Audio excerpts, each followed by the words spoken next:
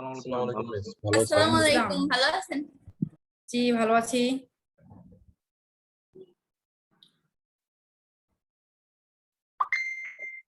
তোমাদের ক্লাসে কি খবর? ক্লাস কি শেষ হয়েছে সব?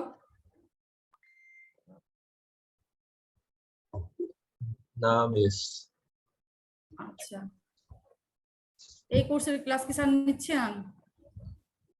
ম্যাম প্রদীপ স্যার একটা ক্লাস নিছিলেন এর আগে, গত সপ্তাহে, আগের সপ্তাহে মনে হয়। আচ্ছা, তোমাদের এই কোর্সটা 2 ক্রেডিটের কোর্স, তো খুব বেশি কন্টেন্ট নেই। আমরা হচ্ছে অনেকটাই পড়িয়ে ফেলছি, আমার আর কয়েকটা ক্লাস হলে মোটামুটি শেষ হয়ে যাবে। তো আজকে হচ্ছে শুরু করে দেই, ঠিক আছে? অলরেডি 10 বেজে গেছে, তোমাদের অনেক স্টুডেন্ট চলেও আসছে, 23 জন। আরো কি আসবে?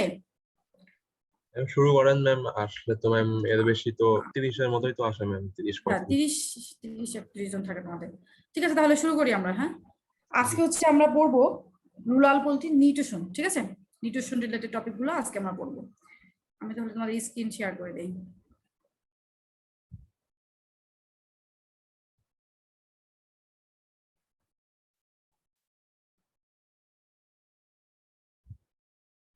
ঠিক আছে, তো রুরাল পোলট্রি হচ্ছে আমরা নিউট্রিশনটা পড়বো।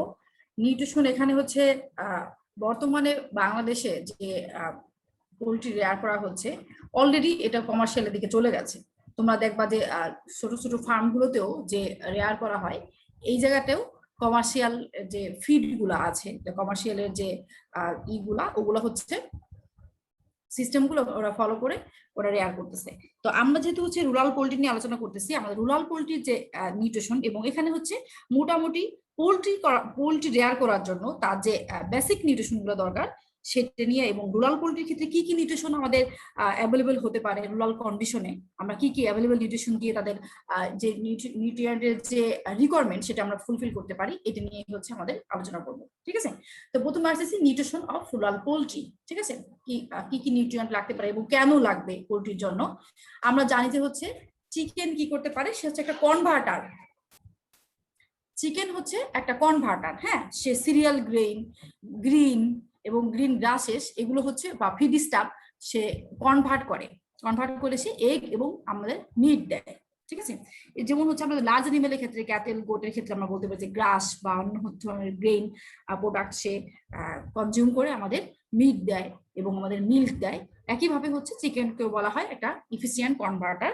সে হচ্ছে সিরিয়াল গ্রেইন বা বিভিন্ন ধরনের হচ্ছে ফিড স্টাফ, আদার গ্রেইন থাকতে পারে, লিগিউম, নন লিগিউম, গ্রাস, এগুলো সে কনভার্ট করে আমাদেরকে এগ এবং মিট দেয়। এটাই হচ্ছে আমাদের তাদের রেয়ার করার মূল পারপাস। ঠিক আছে, তো এনার্জি হচ্ছে আমাদের, এই জন্য এনার্জি দরকার। এনার্জি আসবে হচ্ছে আমাদের ফিড স্টাফ থেকে, বিভিন্ন সিরিয়াল গ্রেইন থেকে। তো এই জন্য এনার্জিটা বার্ডের কি কাজ করবে, হ্যাঁ, বার্ড যে কনজিউম করবে তার কি ফার্স্ট যে কাজ হচ্ছে সেটা হচ্ছে বডি মেইনটেইন করার জন্য। আমরা বলি যে মেইনটেনেন্স এবং প্রোডাকশন। আমরা যেই ফুডটাই যা ফিডটাই তাকে প্রোভাইড করি না কেন, প্রথমে হচ্ছে সে তার বডি মেইনটেনেন্স করবে, হ্যাঁ, আগে সুস্থভাবে বেঁচে থাকবে, দেন হচ্ছে সে যাবে প্রোডাকশনের জন্য। এই জন্য যে আমাদের বিভিন্ন ধরনের, যে আমরা যখন স্ট্রেন সম্বন্ধে জানো, স্ট্রেন ডেভেলপ করা হয়েছে বিভিন্ন লাইন থেকে, কয়েক বছরের জেনেটিক অ্যানালাইসিসের ফলে যে স্ট্রেন ডেভেলপ করা হয়েছে। কমার্শিয়ালের কথা যদি আমরা বলি, তাহলে প্রত্যেকটা স্ট্রেনের জন্য স্পেসিফিক ভাবে রেশন আছে। হ্যাঁ, এবং ওইটা হচ্ছে যারা তৈরি করেছে ব্রিড স্ট্যান্ডার্ড, ওরাই হচ্ছে এটা প্রোভাইড করে দিয়েছে। কিন্তু কমার্শিয়াল আমাদের যে রুরাল পোলট্রি, এটা নিয়ে এখনো ওরকম কাজ করা হয়নি। তাদের জন্য যে কতটুকু দরকার, কতটুকু দিতে হবে, এভরিথিং প্রিসাইজ করে এখনো বলা নেই। ঠিক আছে, তো এনার্জিটা প্রথমে দরকার তার বডি টেম্পারেচার মেইনটেইন করার জন্য। ঠিক আছে, এবং তার যে নর্মাল যে অ্যাক্টিভিটিস, সে যে হচ্ছে ব্রেথ নিবে, সে হাঁটবে, সে হচ্ছে খাবে, এবং ডাইজেস্টিভ সিস্টেম তার যে ফিড ডাইজেস্ট করবে, এই জন্য তার এনার্জি দরকার। ঠিক আছে, এই যে বিষয়গুলো, এইটা ফুলফিল হওয়ার পরে যে যেটা থাকবে, যে কাজটা সে করবে সেটা হচ্ছে তার বডি ডেভেলপমেন্ট করবে, যেমন বোন হবে, ফ্লেশ হবে, ফিদার হবে, এবং সে এগ আমাদেরকে দিবে।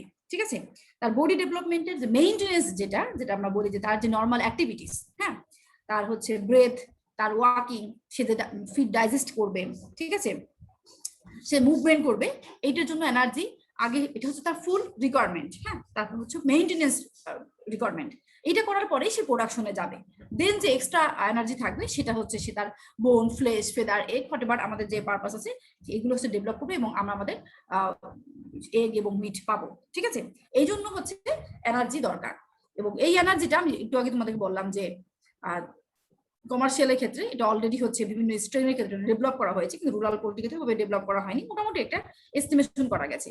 এবং এই যে ফিডগুলো আমরা বার্ডকে দেবো সেজন্য আমাদের যে হিউম্যানের কথা চিন্তা করে যে আমাদের 6টা যে বেসিক নিউট্রিয়েন্ট আছে অ্যাজ লাইক অ্যাজ চিকেনের ক্ষেত্রেও আমাদের এই water, carbohydrate, fat, protein, mineral, vitamin এগুলো আমাদের দরকার। ঠিক আছে, তো এখানে হচ্ছে কারো কনফিউশন থাকতে পারে যে ওয়াটার কি এক ধরনের একটা নিউট্রিয়েন্ট কিনা। হ্যাঁ, ওয়াটার কিন্তু একটা ইম্পর্টেন্ট নিউট্রিয়েন্ট এবং এই কোশ্চেনটা কিন্তু অনেক উপরে লেভেলে গেলেও অনেকের কনফিউশন থাকতে পারে।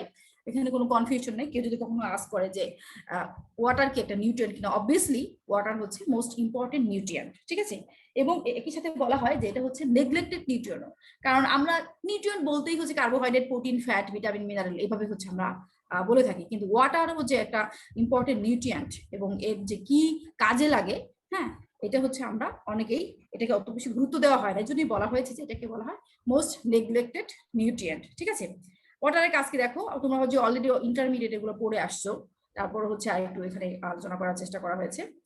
ওয়াটার হচ্ছে ওয়েস্ট প্রোডাক্ট, আমরা যে ডাইজেশন করি, ডাইজেশন হয়, মেটাবলিজম হয় বার্ডের, আমরা যে ফিড প্রোভাইড করব সেটা সে ইনজেস্ট করবে, এরপর হচ্ছে সে ডাইজেশন করবে, ডাইজেশন করার পরে সে মেটাবলিজম করবে, এই জন্য আমাদের ওয়াটার দরকার। ঠিক আছে, এরপর সে কি করে, বার্ড যে ইভাপোরেশন হয়, আমাদের যে এখন যে হট হিউমিড একটা বিচ্ছিরি একটা এনভায়রনমেন্ট চলতেছে, এই সময় দেখো যে সুইটিং হচ্ছে, সুইটটা বা চলে যাচ্ছে, এই যে ইভাপোরেশনটা, এইটাও হচ্ছে বডির যে ওয়াটারটা বের হয়ে যাচ্ছে, এটা হচ্ছে এটার জন্য ওয়াটার দরকার। যে ওয়াটার যেহেতু কনজিউম না করে তাহলে তার ইভাপোরেশন রেট কমে গেলে তার সাফোকেশনটা বেশি হবে।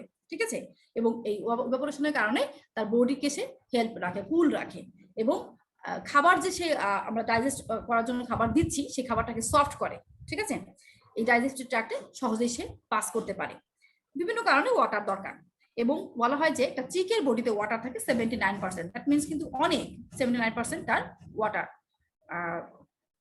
100% মধ্যে 80% তার ওয়াটার কভার করতেছে। ঠিক আছে, এবং শুধু ইয়াং চিক না, সব বার্ডের জন্যই ফ্রেশ এবং ক্লিন ওয়াটার দরকার। বলা যায় যে হাইজেনিক ওয়াটার, হিউম্যান যে ওয়াটার কনজিউম করবে সেই ওয়াটারটাই বার্ড কনজিউম করতে পারবে, কিন্তু মিনারেল ওয়াটার এটা হচ্ছে না হোক, কিন্তু হাইজিন এবং ফ্রেশ ওয়াটার আমরা বার্ডকে প্রোভাইড করবো, ডিপ টিউবওয়েলের যে ওয়াটার।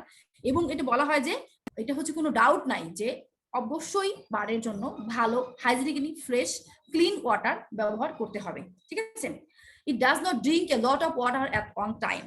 এবং একবার যে তুমি তাকে ওয়াটার দিয়ে দিবা যে ঠিক আছে একবার সে অনেকগুলো ওয়াটার খেয়ে ফেললো, সারাদিন তার ওয়াটার দরকার নেই, ব্যাপারটা ওরকম না।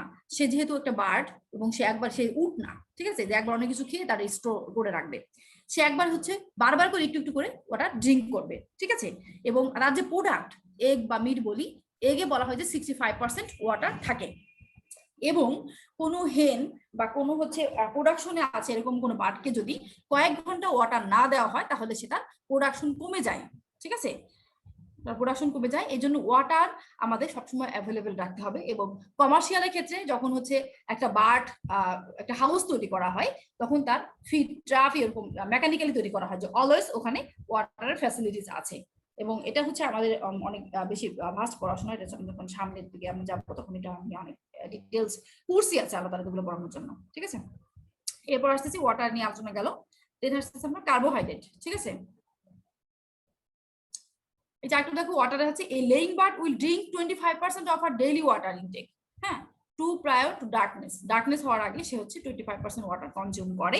এবং এই লেইং বার্ডের ক্ষেত্রে ডার্কনেসের কথাটা আসলো কেন, কারণ লেইং বার্ডের ক্ষেত্রে আমরা এই ডার্কনেস বিষয়গুলো খুব রিলেটেড, আমরা কিছুক্ষণ ডার্ক দিব, কিছুক্ষণ লাইট দিব, কারণ লাইট স্টিমুলেশনটা দরকার তার এগ প্রোডাকশন হওয়ার জন্য, এবং তার ডার্কটাও দরকার, ডার্কের সাথে সে অ্যাডজাস্টেড হবে এবং তার বডির এই যে তার এগ লেইং প্রোডাকশনকে এনহ্যান্স করার জন্য।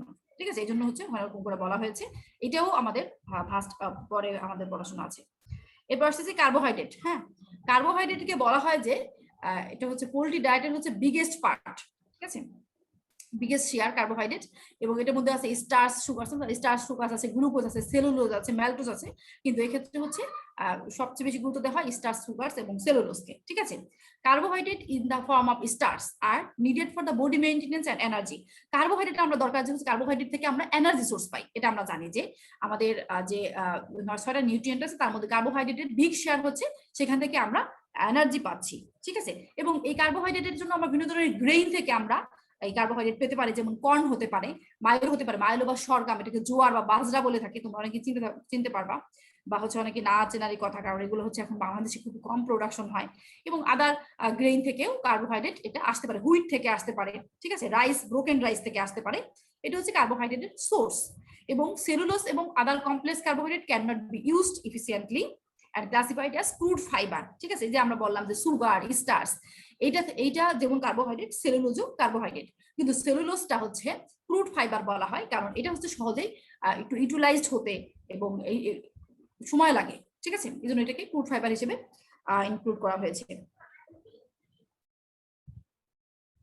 এরপর হচ্ছে ফ্যাট। আমরা জানি যে ফ্যাটও হচ্ছে আমাদের এনার্জি শেয়ার করে এবং এনার্জি আসে ফ্যাট থেকে, একই সাথে কার্বোহাইড্রেট থেকেও এনার্জি আসে। ঠিক আছে, কিন্তু ফ্যাটের যে ভূমিকাটা সেটা হচ্ছে এইটা ডায়েটের ফিজিক্যাল কনসিস্টেন্সি বাড়ায়। ঠিক আছে, এবং ফিড ডাইজেশন হওয়ার জন্য, ফিডের যে মিক্সিং হওয়ার জন্য এটা হচ্ছে ইফিসিয়েন্টলি এটা ডিসপারশন হয় ফিডের মধ্যে। এই জন্য কার্বোহাইড্রেটের কারো প্রশ্ন থাকতে পারে যে আমি কার্বোহাইড্রেট থেকে আমি এনার্জি পাচ্ছি, আমি ফ্যাট থেকে এনার্জি পাচ্ছি, বাট আমি শুধু কার্বোহাইড্রেট দিব বা শুধু ফ্যাট দিব, এই যে এই কনফিউশনটা, যখন রেশন তৈরি করব শুধু কার্বোহাইড্রেট দিব বা শুধু ফ্যাট দিব, এই যে কনফিউশনটা দূর করার জন্যই আমরা এটা বলবো যে ফ্যাটও দরকার আছে, কার্বোহাইড্রেটও দরকার আছে। ঠিক আছে, এবং এটার ডিফারেন্সটাও আমরা বুঝবো যে কোনটা কেন করব। ফ্যাট হচ্ছে এটা হচ্ছে কি করে, ফিজিক্যাল কনসিস্টেন্সি বাড়ায় এবং মাইক্রো অর্গানিজমের ডিসপারশন, হ্যাঁ, মাইক্রো অর্গানিজম গুলা যে মাইক্রো যে ইনগ্রিডিয়েন্ট গুলো আছে, বা এই মাইক্রো অর্গানিজম না, মাইক্রো ইনগ্রিডিয়েন্ট, হ্যাঁ, এই ইনগ্রিডিয়েন্ট গুলো ফিডের মধ্যে ইজিলি হচ্ছে এটা মিক্সচার হয়, খুব ভালোভাবে ইভেনলি এটা ডিসপারশন গুলো হয় যদি ওই রেশনের মধ্যে ফ্যাট কন্টেন্ট থাকে। ঠিক আছে, এবং supplemental fat increase energy use in adult bird, হ্যাঁ, association with a decreased rate of food passage. এবং এটা একটা নেগেটিভ পয়েন্ট আছে, যদি সাপ্লিমেন্টাল ফ্যাটের পরিমাণ বেশি হয়ে যায়, বা সাপ্লিমেন্টাল ফ্যাটটার কাজ কি করে দেখো, এটা হচ্ছে অ্যাডাল্ট বার্ডের হচ্ছে এনার্জি ইনক্রিজ করে, এবং একই সাথে হচ্ছে ডাইজেস্টিভ ট্র্যাক্টের মধ্যে ফুড প্রসেসে একটু প্রবলেম হয়, হ্যাঁ, ডিক্রিজ রেট, যে রেটে হওয়ার কথা, যদি আমি কার্বোহাইড্রেট রিচ ইনগ্রিডিয়েন্ট দিই তাহলে যে রেটে হওয়ার কথা ফ্যাট রিচ ইনগ্রিডিয়েন্ট দিলে তার থেকে ফুড প্যাসেজটা একটু কমে যায়, হ্যাঁ। এবং এই ক্ষেত্রে কি করে, আরেকটা পজিটিভ দিক হচ্ছে যদি আমরা ফ্যাট রিচ ডায়েটারি ফিড দিই তাহলে সে হিট প্রোডাকশনটা একটু কম হয়, হ্যাঁ, ডাইজেশন এবং মেটাবলিজমের ক্ষেত্রে যে হিট প্রোডাকশন হয়, হিট ইনক্রিমেন্টটা হয়, এটা কার্বোহাইড্রেট থেকে ফ্যাটে কম হয়। আবার ফ্যাটের আরেকটা ব্যাপার হচ্ছে যে ফ্যাটকে আমাদের একটা অ্যান্টি অক্সিডেন্ট দ্বারা স্টাবলাইজ করা লাগে, তা না হলে হচ্ছে রেনসিড হয়ে যায়। তোমরা জানো তো ফ্যাট হচ্ছে পচে যায়, এটা এই রেনসিডটা হয়ে যায়, বিশেষ করে যখন অত্যাধিক গরম পড়ে, তখন হচ্ছে আমরা যখন ফ্যাট রিচ দিব তখন একটা অ্যান্টি অক্সিডেন্ট দিয়ে আমরা এটাকে স্টাবিলাইজ করব। ঠিক আছে, এবং এই ক্ষেত্রে আমি যেটা বলতে চাচ্ছি যে একটা রেশন যখন আমরা তৈরি করব তখন হচ্ছে আমাদের ফ্যাটও থাকতে হবে, কার্বোহাইড্রেটও থাকতে হবে। ফ্যাটের কাজ এনার্জি এবং কার্বোহাইড্রেটও এনার্জি দিবে। এবং যখন হচ্ছে আমরা জানি যে যখন আমরা ডায়েট তৈরি করি, পোলট্রি ডায়েট, তখন আমরা বিভিন্ন যত বেশি ইনগ্রিডিয়েন্ট রিচ করা হয় রেশনটা তত বেশি ব্যালেন্স হয়, তত বেশি হচ্ছে ইমপ্রুভ হয়, তার কোয়ালিটি হচ্ছে বেশি এনহ্যান্স হয়। এবং ফ্যাটের আরেকটা বিষয় হচ্ছে যেমন এটা যেমন বাড়ায়, তার ডিসপারশন বাড়ায়, ফিজিক্যাল কনসিস্টেন্সি বাড়ায়, একই সাথে হচ্ছে সে ডাইজেস্টিভ ট্র্যাক্টে ফিড পাসেজ রেটটা হচ্ছে সে কমিয়ে দেয়। ঠিক আছে, এবং আরেকটা দিক হচ্ছে এটা আমার হচ্ছে একটা অ্যান্টিঅক্সিডেন্ট দ্বারা স্টাবলাইজড করা লাগে, তা না হলে সেটা রেনসিড হয়ে যায়। এবং আমাদের একটা বিষয় বলা হয় যখন হচ্ছে আমরা স্ট্রেস ম্যানেজমেন্ট করব তখন মানে খুব বেশি গরম পড়ে, যে এই সময়টাতে যদি তোমার ব্রয়লার বার্ড থাকে বা লেয়ার বার্ড থাকে তখন, বা পোল্ট্রি, রুরাল পোল্ট্রি নিয়ে আমরা আলোচনা করছি, এটাও হতে পারে, এই সময় যদি আমরা ফিড ফর্মুলেশন করি তখন এই সময় আমরা ফ্যাটের পরিমাণ একটু বাড়িয়ে দিব এনার্জি সোর্স হিসেবে মোর দেন কার্বোহাইড্রেট, কারণ ফ্যাটটা হচ্ছে একটু ঠান্ডা টাইপের, এটা হিট ইনক্রিমেন্ট কম হয়। আমরা বললাম যখন হচ্ছে এটা মেটাবলিজম হয়, হ্যাঁ, তখন হচ্ছে এটার হিট ইনক্রিমেন্টটা কম হয় দেন কার্বোহাইড্রেট। আবার কার্বোহাইড্রেটটা হচ্ছে আমরা বেশিরভাগ সময় বেশি ব্যবহার করব, কারণ এটা হচ্ছে যেমন ইজিলি ডাইজেস্টেড হয়, অ্যাবজর্ব হয় এবং সহজে ফ্যাটও হয়, এবং আরেকটা বিষয় হচ্ছে এটা কস্টও কম। এই জন্য হচ্ছে আমাদের পারপাস বুঝে, আমাদের সময় বুঝে আমাদের ফিড ফর্মুলেশনটা করতে হবে। এবার দেখো প্রোটিন। প্রোটিন হচ্ছে আমরা জানি যে কমপ্লেক্স কম্পাউন্ড, এটা হচ্ছে অ্যামাইনো অ্যাসিড দিয়ে তৈরি করা হয়, এবং এই প্রোটিন সোর্স ফিড গুলো যখন ডাইজেশন হয় তখন অ্যামাইনো অ্যাসিড হিসেবে ব্লাডে এটা ট্রান্সপোর্টেড হয়, ঠিক আছে। এবং body protein are used in the construction of the body tissue, এবং বডি প্রোটিন থেকে আস্তে আস্তে এটা অ্যামাইনো অ্যাসিড হিসেবে যায়, বডি প্রোটিন থেকে এটা হচ্ছে বডি টিস্যুতে রূপান্তরিত হয়, দেন হচ্ছে আমরা ফ্লেশ ফিডার এই ফর্মেটে আসে, ঠিক আছে। এবং এই tissues are mainly consist of protein, যেমন হচ্ছে muscle, nerves, cartilage, skin, feather, ঠিক আছে, বিক, বোন, এগুলো সবই হচ্ছে প্রোটিনের কনসিস্টেন্সি। এবং আমাদের যে প্রোডাক্ট পাচ্ছি মিট এবং এগ, এটার মধ্যে হচ্ছে প্রোটিন আছে, এবং এগের বলা হয় এগ হোয়াইটটা পুরোটাই হচ্ছে high in protein, egg albumin যেটা, ঠিক আছে। এবং আমরা যদি ফিড সোর্সেস বলি যে প্রোটিনের মূল সোর্স কি, তাহলে হচ্ছে বিভিন্ন ধরনের ফিশ মিল হতে পারে, বোন মিল হতে পারে, ব্লাড মিল হতে পারে, এবং বিভিন্ন ধরনের প্লান্ট, লিগুমিনাস প্লান্ট হতে পারে, যেমন সয়াবিন হচ্ছে, কটন সিড হচ্ছে, এবং কর্ন গ্লুটেন মিল আর অনেক ধরনের। কর্ন গ্লুটেন, তোমরা এখানে একটা প্রশ্ন থাকতে পারে যে কর্নটা হচ্ছে কার্বোহাইড্রেট সোর্স, তাহলে কর্ন গ্লুটেন মিলটা হচ্ছে প্রোটিন সোর্স কিভাবে হয়? হ্যাঁ, কর্নটাকে হচ্ছে প্রসেস করা হয়, প্রসেস করা হলে প্রোটিন অংশটাকে হচ্ছে বের করে নিয়ে আসা হয়, তখন হচ্ছে এটা হচ্ছে সরাসরি কর্ন না, ঠিক আছে। দেন হচ্ছে মিনারেল, এগুলো প্রত্যেকটা জিনিস কিছু বার্ডের হচ্ছে বডি ফর্মেশনের জন্য, তার মেইনটেনেন্সের জন্য খুবই গুরুত্বপূর্ণ। মিনারেলটা হচ্ছে ইনঅর্গানিক ম্যাটার, হ্যাঁ, স্পেশালি ক্যালসিয়াম এন্ড ফসফরাসকে আমরা হচ্ছে বলা হয় যে মিনারেল, এবং এটা হচ্ছে বোন ফর্মেশন করার জন্য দরকার, বোন স্ট্রং এন্ড রিজিড করার জন্য দরকার। এবং লেইন হেডের ক্ষেত্রে এই মিনারেল টা খুব বেশি দরকার, কারণ এক্সেল ফর্মেশন করার জন্য মিনারেল লাগে, হ্যাঁ। এবং আদার ট্রেস মিনারেলস দরকার হচ্ছে মেটাবলিক ফাংশন করার জন্য, যেমন মেটাবলিক ডাইজেশন বা অ্যাবজর্পশন, এই কাজ করার জন্য ট্রেস অ্যামাউন্ট, মানে খুব অল্প পরিমাণে মিনারেল লাগে, কিন্তু এটা খুব গুরুত্বপূর্ণ, এটা এসেনশিয়াল, ঠিক আছে। এবং আমরা হচ্ছে বলা হয় সব থেকে বেশি পরিমাণে মিনারেল যেটা লাগে ক্যালসিয়াম ফসফরাস, হ্যাঁ। এবং এটা হচ্ছে খুবই দরকার এগ লেগের জন্য, এবং বোন ফর্মেশন করার জন্য আমাদের এটা দরকার, ঠিক আছে। বোন মিল অ্যান্ড ডাইক্যালসিয়াম ফসফেটকে বলা হয়, তারা হচ্ছে সব থেকে বেশি সাপ্লাই দেয়, হ্যাঁ, অ্যাডিশনাল ক্যালসিয়াম অ্যান্ড ফসফরাসের। এবং ground limestone and oyster shell, এখানে হচ্ছে আমরা কি কি সোর্স থেকে আমরা মিনারেল পেতে পারি সেটা বলা হয়েছে। বোন মিল থেকে পেতে পারি, ডাইক্যালসিয়াম ফসফেট থেকে আমরা ক্যালসিয়াম এন্ড ফসফরাস পেতে পারি। গ্রাউন্ড লাইমস্টোন মানে হচ্ছে চুনের যে গুঁড়া, এবং ওয়েস্টার শেল, এটা থেকেও আমরা ক্যালসিয়াম সোর্স হিসেবে পেতে পারি। এবং ট্রেস লেভেলে হচ্ছে দরকার কি আয়োডিন, আয়রন, ম্যাঙ্গানিজ এবং জিঙ্ক, এগুলো হচ্ছে আমরা বিভিন্ন ধরনের সাপ্লিমেন্ট, এটা হচ্ছে বাজারে যে কিনতে পাওয়া যায় সাপ্লিমেন্ট, সেই সাপ্লিমেন্ট থেকে আমরা এটা পেতে পারি। এরপর হচ্ছে ভিটামিন। দেখো, vitamin occur in feed in small amount, এটা হচ্ছে খুব অল্প পরিমাণে লাগে, বাট এই অল্প পরিমাণটা কিন্তু খুবই গুরুত্বপূর্ণ, প্রত্যেকটা বিষয়ের সাথে এটা খুবই রিলেটেড, ঠিক আছে। But absolutely necessary for growth, হ্যাঁ, এটা ছাড়া হচ্ছে গ্রোথে অনেক প্রবলেম হয়, এবং খুবই দরকার। দেখা যাচ্ছে গ্রোথ হচ্ছে বিভিন্ন ধরনের ভিটামিনের অভাবে বিভিন্ন ধরনের ডিজিজ হচ্ছে, কোনো সময় হচ্ছে গ্রোথ একদম রিটার্ডেড হয়ে যাচ্ছে, এবং তার প্রোডাকশনটা আসতেছেই না, ঠিক আছে। রিপ্রোডাকশনের জন্য দরকার, এবং তার বডি মেইনটেনেন্স করার জন্য দরকার। বিভিন্ন ধরনের ফিড স্টাফ থেকে আমরা বিভিন্ন ধরনের ভিটামিন পেতে পারি, ঠিক আছে। ভিটামিন ডি, যেমন ভিটামিন ডি আসতে পারে হচ্ছে আদার যে ভিটামিন আছে সেগুলো হচ্ছে ফিড স্টাফ থেকে পেতে পারি, এবং ভিটামিন ডি আমরা জানি যে আমরা সানলাইট থেকে হচ্ছে ভিটামিন ডি পাই, অনেকের জন্য সানবাত করে যে, এবং হচ্ছে আমরা যদি বার্ড হচ্ছে ছানে যায় ডাস্ট বাথিং করে, সে ডাস্ট বাথিংটা অন্য বিষয়, তাকে আমরা সান বাথিংও করতে দেখি, ঠিক আছে। আদার ভিটামিনস গুলো আসতে পারে, যেমন হচ্ছে আমরা ভাবি ভিটামিনকে দুই ভাগে ভাগ করা যায়, একটা হচ্ছে ওয়াটার সলিউবল ভিটামিন আর একটা হচ্ছে ফ্যাট সলিউবল ভিটামিন, হ্যাঁ। আর ফ্যাট সলিউবল ভিটামিন গুলো হচ্ছে এডিইকে, হ্যাঁ, এবং এইগুলো হচ্ছে আদার ওয়াটার সলিউবল হচ্ছে ভিটামিন সি, থায়ামিন, ডিবোফ্লাভিন, ঠিক আছে, প্যান্টোথেনিক অ্যাসিড, এগুলো আমরা জানি। এবং এক একটা ভিটামিনের হচ্ছে এক এক রকমের ফাংশন, যেমন ভিটামিন ই হচ্ছে হেলথের জন্য নেসেসারি, এবং proper functioning of the skin and lining of the digestive, reproductive and respiratory tract, ঠিক আছে। ভিটামিন এ হচ্ছে আমাদের হেলথের জন্য দরকার, এবং এটা হচ্ছে স্কিন ফাংশনের জন্য দরকার, স্কিন যে বিভিন্ন ধরনের ফাংশন করবে সেজন্য দরকার, এবং মূল যে কাজগুলো ডাইজেস্টিভ সিস্টেম, রিপ্রোডাক্টিভ সিস্টেম এবং রেসপিরেটরি সিস্টেমের লাইনিং এর জন্য দরকার। এবং ভিটামিন ডি আরেকটা গুরুত্বপূর্ণ বিষয় হচ্ছে আমরা যে একটু আগে পড়লাম যে মিনারেল ট্রেস মিনারেল গুলো আমাদের দরকার, ক্যালসিয়াম, ফসফরাস, এর সাথে হচ্ছে ভিটামিন ডির একটা ক্লোজ রিলেশনশিপ আছে। এটা তোমাদের নিউট্রিশনে পড়ানো হবে যে কত রেশিও দরকার এবং এটার কি রিলেশনশিপ। হ্যাঁ, এখানে হচ্ছে এই ভিটামিন ডি, হ্যাঁ, এই ভিটামিন ডি ছাড়া ক্যালসিয়াম এবং ফসফরাস কিন্তু মেটাবলিজম করে না এবং তারা কাজও করে না। এই জন্য ক্যালসিয়াম, ফসফরাস এবং ভিটামিন ডি একটা রেশিও আছে 3:2:1 বলা হয়। এটা মেইনটেইন করা হচ্ছে খুবই গুরুত্বপূর্ণ। কখনো কখনো এটা হচ্ছে বেশি লাগে, কারণ একটা ছাড়া আরেকটা কাজ করে না। এবং ভিটামিন বি হচ্ছে ইনভলভ এনার্জি মেটাবলিজমে এবং মেনি আদার মেটাবলিক ফাংশনে হচ্ছে আমাদের দরকার। এবং এই যে ভিটামিন গুলো খুব অল্প পরিমাণে লাগবে, কিন্তু প্রত্যেকটা বিষয় হচ্ছে বিভিন্ন ধরনের ফাংশনের সাথে এটা ওতপ্রোতভাবে জড়িত। ঠিক আছে, আমরা হচ্ছে নিউট্রিশন ফর রুরাল পোল্ট্রি করলাম। এখন আমরা একটু কমার্শিয়াল পোল্ট্রির ক্ষেত্রে কি কি নিউট্রিশন দরকার এটা একটু দেখবো।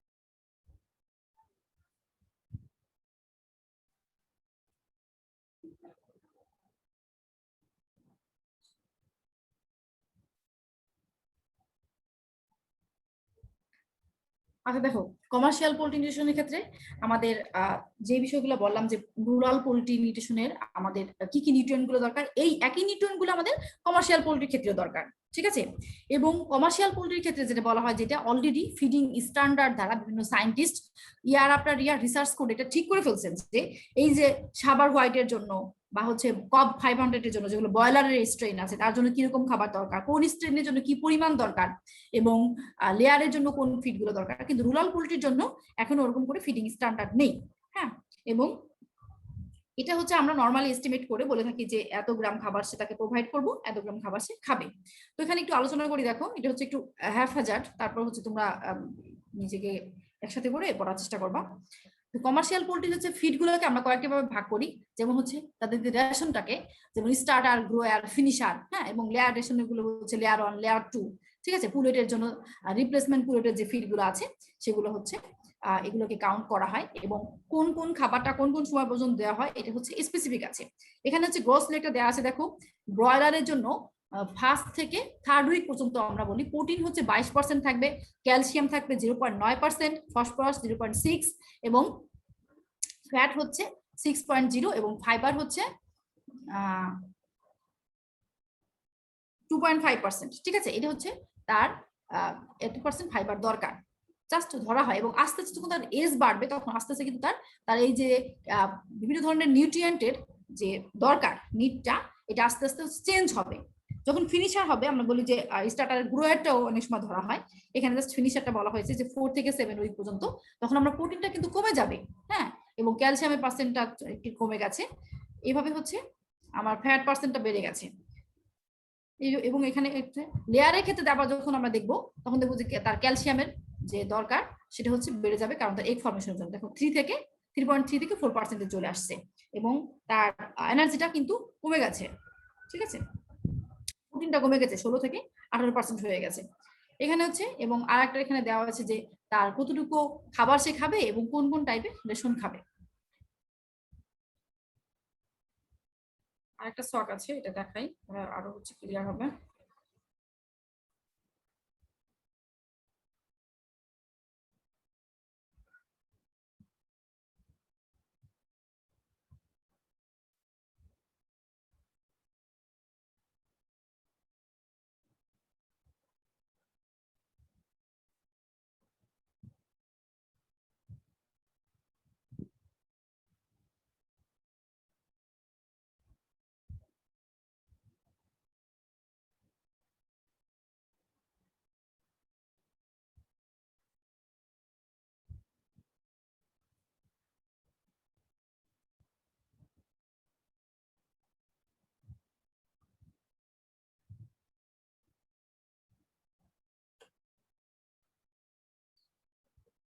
ছবিটা কি বোঝা যাচ্ছে?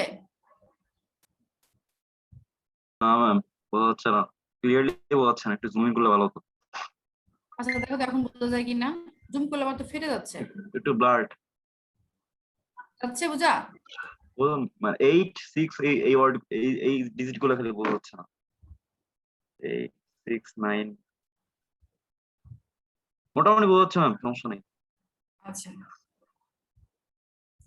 এটা হচ্ছে আমরা যে বললাম যে কমার্শিয়াল ফিডের ক্ষেত্রে যে বিষয়গুলো পড়লাম। দেখো এখানে হচ্ছে বলা হয় যে nutrition specification as a hast broiler. হ্যাঁ, যদি টার্গেট বডি ওয়েট, এখানে প্রত্যেকটা বিষয় হচ্ছে স্পেসিফিক যখন আমরা কমার্শিয়ালি কোনো বার্ড শেয়ার করার চেষ্টা করব। টার্গেট লাইভ ওয়েট যখন হচ্ছে 1.60 থাকবে, ঠিক আছে, 3.5 পাউন্ড বা হচ্ছে 1.5 কেজির একটু বেশি, 1.6 কেজি, ঠিক আছে, তখন হচ্ছে কি পরিমাণ এনার্জি লাগবে এবং কি পরিমাণ হচ্ছে তার অ্যামাইনো অ্যাসিড লাগবে, মিনারেল লাগবে, এটা হচ্ছে হিউজ আছে। আমি তোমাদেরকে পুরো নোটসটাও দিয়ে দিলে তোমরা বুঝতে পারবা। জাস্ট আমি দেখা যাচ্ছে না তো, আমি এগুলো কি এক্সামে পুরো মুখস্থ লিখতে হবে পুরো চার্টটা? না ওরকম না, তুমি হচ্ছে জিনিসটা আগে বুঝো, দেন হচ্ছে ওইভাবে হচ্ছে চার্ট পুরা কিছু কিছু বিষয় মুখস্থ করা লাগে। কারণ তোমাদের যখন জিজ্ঞাসা করা হয় যে ব্রয়লারের তোমার রেয়ার করার জন্য কত পার্সেন্ট হচ্ছে স্টার্টারের প্রোটিন থাকবে, হ্যাঁ, এবং লেইং স্টেজে যখন যাবে কোনো বার্ড তখন তার কত পার্সেন্ট প্রোটিন দিবা, তার ক্যালসিয়াম কত পার্সেন্ট দিবা, এই বিষয়গুলো খুব বেসিক, এগুলো হচ্ছে মনে রাখতে হবে। তার ক্যালসিয়াম যখন সে গ্রোয়ার স্টেজে থাকবে বা স্টার্টার কন্ডিশনে থাকবে তখন তার এনার্জি কতটুকু আগের লাগবে। চারটার কথা বলতেছেন ম্যাম? হ্যাঁ, আগের চারটার কথা বলতেছেন, একটু আগে যেটা দিলেন ওইটাই আছে এই পার্সেন্টেজ? না আমি এটার কথাই বলতেছি, মানে ওই চারটেও তোমরা পাবা, এই চারটার মধ্যেও পাবা, ঠিক আছে। এখন তোমরা জাস্ট আমরা পার্থক্যটা বোঝাচ্ছি যে ব্যাকইয়ার্ড পোল্ট্রি নিউট্রিশনের ক্ষেত্রে কিরকম আমাদের নিউট্রিশন রিকোয়ারমেন্ট লাগে এবং কমার্শিয়ালের পার্থক্য কি, ব্যাকইয়ার্ড পোল্ট্রি নিউট্রিশন এবং কমার্শিয়াল নিউট্রিশনের মধ্যে পার্থক্য কি, এটা হচ্ছে আমাদের মূল পড়াশোনা। এই পার্থক্যটা বোঝানোর জন্যই আমি আলোচনাগুলো করতেছি। এবং তুমি যেটা বললা যে আমাদের কোন বিষয়গুলো মুখস্থ করা লাগবে, এই চারটার মুখস্থ করা লাগবে না। এইটা হচ্ছে তোমরা সামনে আরো অনেক পড়বা যে বেসিক যে বিষয়গুলো, যে আমরা যখন একটা বার্ড রেয়ার করব, সাপোজ কমার্শিয়ালের কথা চিন্তা করলে আমাদের ব্রয়লার লেয়ারের কথা চলে আসে, যে ব্রয়লার যদি আমরা রেয়ার করতে স্টার্টারে তার কত পার্সেন্ট প্রোটিন থাকতে হবে, কত পার্সেন্ট এনার্জি থাকতে হবে, কত পার্সেন্ট ক্যালসিয়াম থাকতে হবে, এবং লেয়ার কন্ডিশনে যখন সে যাবে তখন তার কত পার্সেন্ট ওই নিউট্রিয়েন্টে কোনো পার্থক্য হলো কিনা, ঠিক আছে। এই জিনিসগুলো তোমাদের মনে রাখতে হবে, এটা বলতেছিলাম।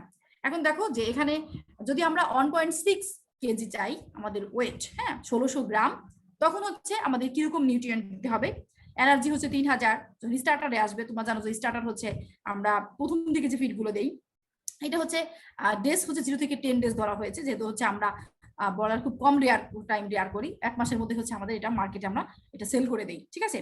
এবং 11 থেকে 24 ডে বলা হয়েছে যে আমরা যখন গ্রোয়ার ফিড দিব এবং ফিনিশার দিব হচ্ছে 25 থেকে মার্কেট পর্যন্ত। এবং এখানে দেখো 0 থেকে 10 ডেজ পর্যন্ত 3000 কিলো ক্যালোরি আমি এনার্জি দিচ্ছি, এবং গ্রোয়ারের ক্ষেত্রে আমার একটু বেড়ে যাবে এবং ফিনিশারের ক্ষেত্রে আরো বেশি বেড়ে যাবে। কিন্তু আমার প্রোটিনটা যে এখানে আমার মেগাজোলে বলা হয়েছে যে মেগাজোল হলে কত হবে, আমরা জাস্ট কিলো ক্যালোরি দেখি। অ্যামাইনো অ্যাসিডটা হচ্ছে দেখো, অ্যামাইনো অ্যাসিডের হচ্ছে এটা পুরা স্পেসিফিক করে দেওয়া আছে। যদি হচ্ছে আমরা ক্রুড প্রোটিন জাস্ট 14%টা ধরি, তাহলে স্টার্টারে আমরা দিব 23%, হ্যাঁ, গ্রোয়ারে কিন্তু এটা কমে যাবে এবং ফিনিশারের ক্ষেত্রে এটা আরো কমে যাবে। তো এই যে এই বিষয়গুলো হচ্ছে তোমাদের বুঝতে হবে যে আমাদের একটা কমার্শিয়াল একটা বার্ড যখন আমরা রেয়ার করতেছি তখন কিরকম নিউট্রিয়েন্টের আপ ডাউন হবে। স্টার্টার যখন আমরা শুরু করেছি তখন কিন্তু এনার্জি আমার ছিল কম, ঠিক আছে, কিন্তু আমার প্রোটিন ছিল বেশি। দেখো 3000 আমার কিলো ক্যালোরি আমার এনার্জি ছিল, আমার প্রোটিন ছিল 23%, ঠিক আছে।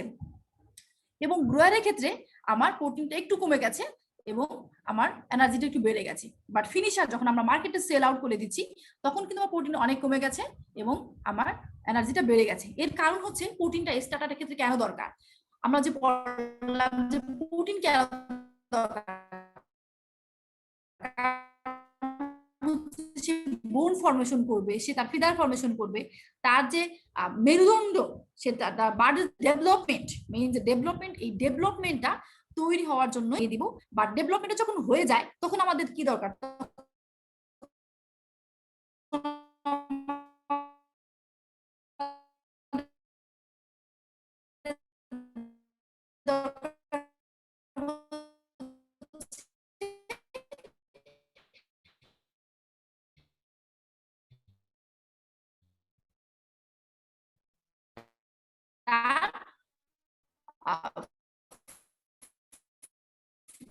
ফ্লেশ বা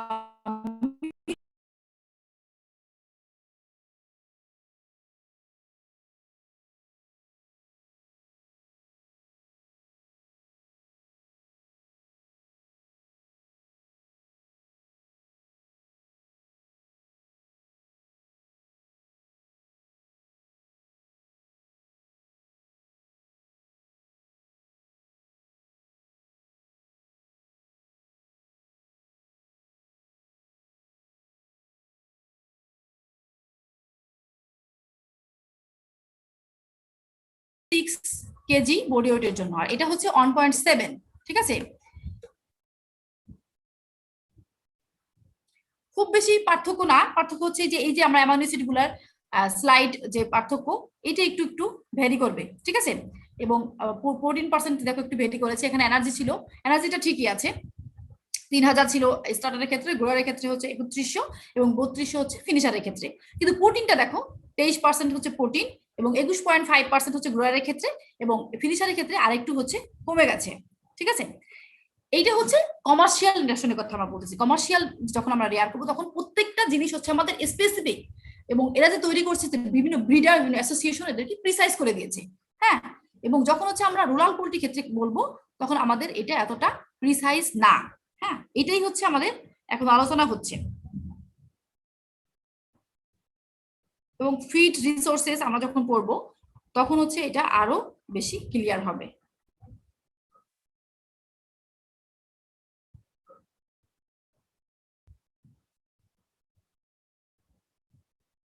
এটা দেখো, এতক্ষণ যেটা পড়লাম সেটা হচ্ছে কমার্শিয়াল বার্ডের নিউট্রিয়েন্ট যে কতটুকু রিকোয়ারমেন্ট, আর এটা হচ্ছে জাস্ট আমরা লোকাল যে আমাদের বার্ড গুলো আমরা ব্যবহার করি সেটার ক্ষেত্রে। দেখো, যদি আমরা বলি যে আমরা ফার্স্ট উইকে তাকে অ্যাপ্রক্সিমেটলি 10 থেকে 15 গ্রাম খাবার দেবো ড্রাই ওয়েট বেসিসে, ঠিক আছে, পার বার্ডের জন্য, তাহলে ধরা হয় যে সে খাবে 12 থেকে 15 গ্রাম, ঠিক আছে।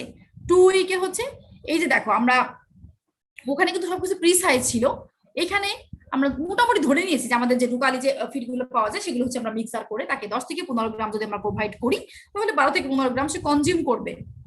সেকেন্ড উইকে বলা হয় 15 থেকে 20 গ্রাম পার বার, এটা কিন্তু পার বার পার ডে, ঠিক আছে, এবং সেটা হচ্ছে কনজিউম করবে সে 15 থেকে 20 গ্রাম। এটা হচ্ছে একটা এস্টিমেশন, এটাই হচ্ছে আমাদের কমার্শিয়াল এবং লোকাল যে পোল্ট্রির নিউট্রিয়েন্টের এটা পার্থক্য, ঠিক আছে।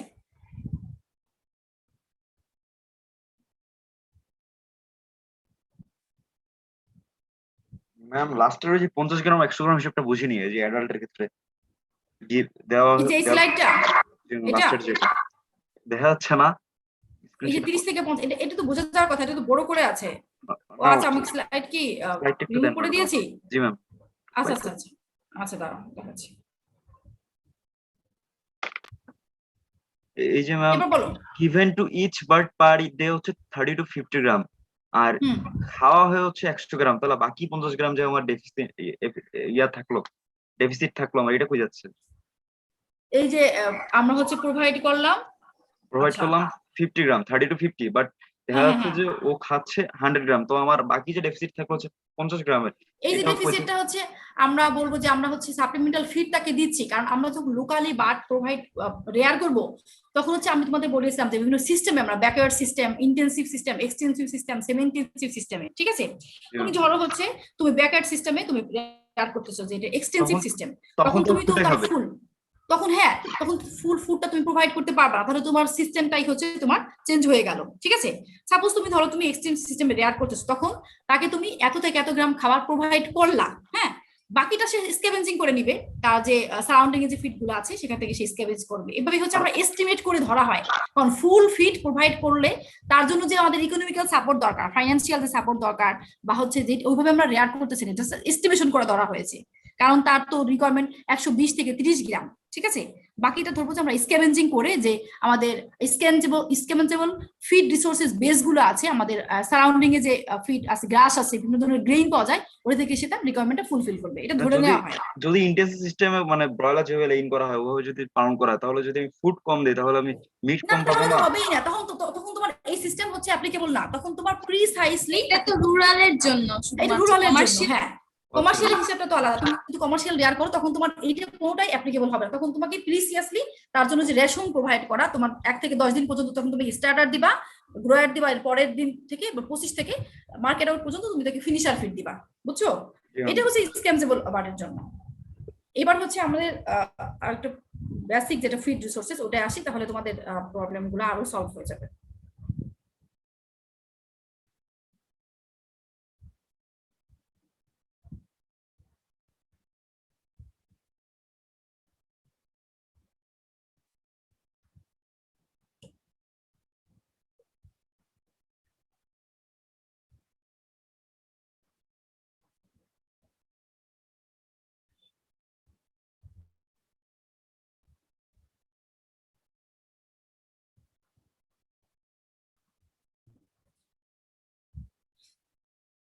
এটা হচ্ছে utilization of feed resources in small holders poultry production.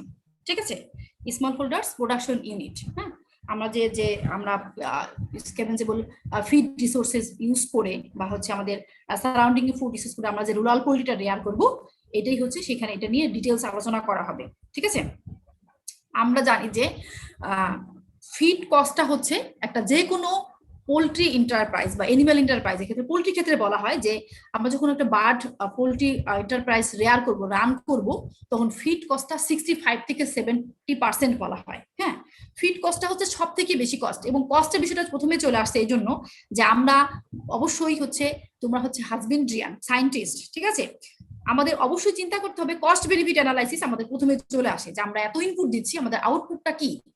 এবং পোল্ট্রি এন্টারপ্রাইজের ক্ষেত্রে বলা হয় সব থেকে বেশি কস্ট হচ্ছে ফিড কস্টে, টোটাল কস্টের 65 থেকে 70% কস্ট হচ্ছে তার ফিড কস্ট। ঠিক আছে, এবং দেখো regular supply of feed, low feed cost, over and above maintenance requirement is essential. হ্যাঁ, আমাদের যে ফার্মিং সিস্টেমে আমরা বার্ড রেয়ার করি না কেন, আমাদের এই ক্ষেত্রে হচ্ছে আমাদের লো কস্ট ফিড দিতে হবে, এবং লো কস্ট ফিড করতে গিয়ে যদি আমার ব্যালেন্স ফিড না দেই, আমি নিউট্রিশনালি ব্যালেন্স ফিড না দেই, এবং ফিডের কোয়ালিটি খারাপ থাকে, আমি ফাঙ্গাল ফিড দিই, এটা কিন্তু হবে না। আমাদের গুড কোয়ালিটি ফিড দিতে হবে, বাট চিন্তা করতে হবে যে আমি লো কস্টে কোন ফিডটা ভালো পাচ্ছি, এবং এটা আমার মেইনটেনেন্স করার পরেই কিন্তু আমার প্রোডাকশনে যাবে, এবং এই ফিডটা হচ্ছে আমার মেইনটেনেন্স কিভাবে করছে, আমার প্রোডাকশন কিভাবে আসতেছে, এটাই আমাদের চিন্তা করতে হবে, এবং রুরাল কন্ডিশনে কিভাবে মেইনটেইন হয় সেটাই হচ্ছে আজকে আমাদের আলোচনা। এবং দেখো ফ্রি রেঞ্জের কথা আমি তোমাদের বলেছিলাম, যেটা হচ্ছে poultry roast in trees at night বা এক্সটেন্সিভ ব্যাকওয়ার্ড সিস্টেম বলা হয়, এবং ব্যাকওয়ার্ড সিস্টেম হচ্ছে কনফাইন্ড, আমরা রাতে করি, এটা অলরেডি আমরা হাউজিং এর ক্ষেত্রে পড়ছি, এবং 77 হচ্ছে আমরা তাকে কিছু এনক্লোজমেন্ট দেই, এবং তাকে আমরা কিছু সাপ্লিমেন্টারি ফিডও দেই। ঠিক আছে, এই ক্ষেত্রে আমরা বলবো যে এক্সটেন্সিভ সিস্টেমে হচ্ছে আমরা কিভাবে হচ্ছে তাকে ফিড, কতটুকু ফিড প্রোভাইড করতে পারি এবং কিভাবে ফিড প্রোভাইড করব। দেখো, farmer attempts to balance stock number according to scavenging feed resources, হ্যাঁ, in the available in each season. এই যে ফার্মার তাদের হচ্ছে ফিডটা রেয়ার করতে পারে স্ক্যাভেঞ্জিং ফিড রিসোর্সেস দ্বারা, এবং এটা হচ্ছে এটার ক্ষেত্রে সিজন এবং তার ইনভায়রনমেন্ট কিন্তু অনেক বেশি ইমপ্যাক্ট ফেলে। ঠিক আছে, বলা হয় যে ড্রাই সিজনে যখন ফিড রেঞ্জ করবে ব্যাকওয়ার্ড সিস্টেমে, এবং feed supply during dry season usually inadequate for any production above supplemental level. Dry season যখন থাকে, যখন এখন মনে করো যে কৃষকের বাসায় হচ্ছে যদি ধান উঠে, তাহলে এই সময় যে সে নিউট্রিয়েন্টটা পাবে, কিছুদিন আগে যখন ছিল কোনো ধান টান ছিল না বা কোনো গ্রেইন ছিল না, এখন কিন্তু এই যে এই কিছুদিন পরে যেহেতু উইন্টারটা চলে গেছে, এখন কিন্তু বিভিন্ন ধরনের ফসল আসা শুরু করবে।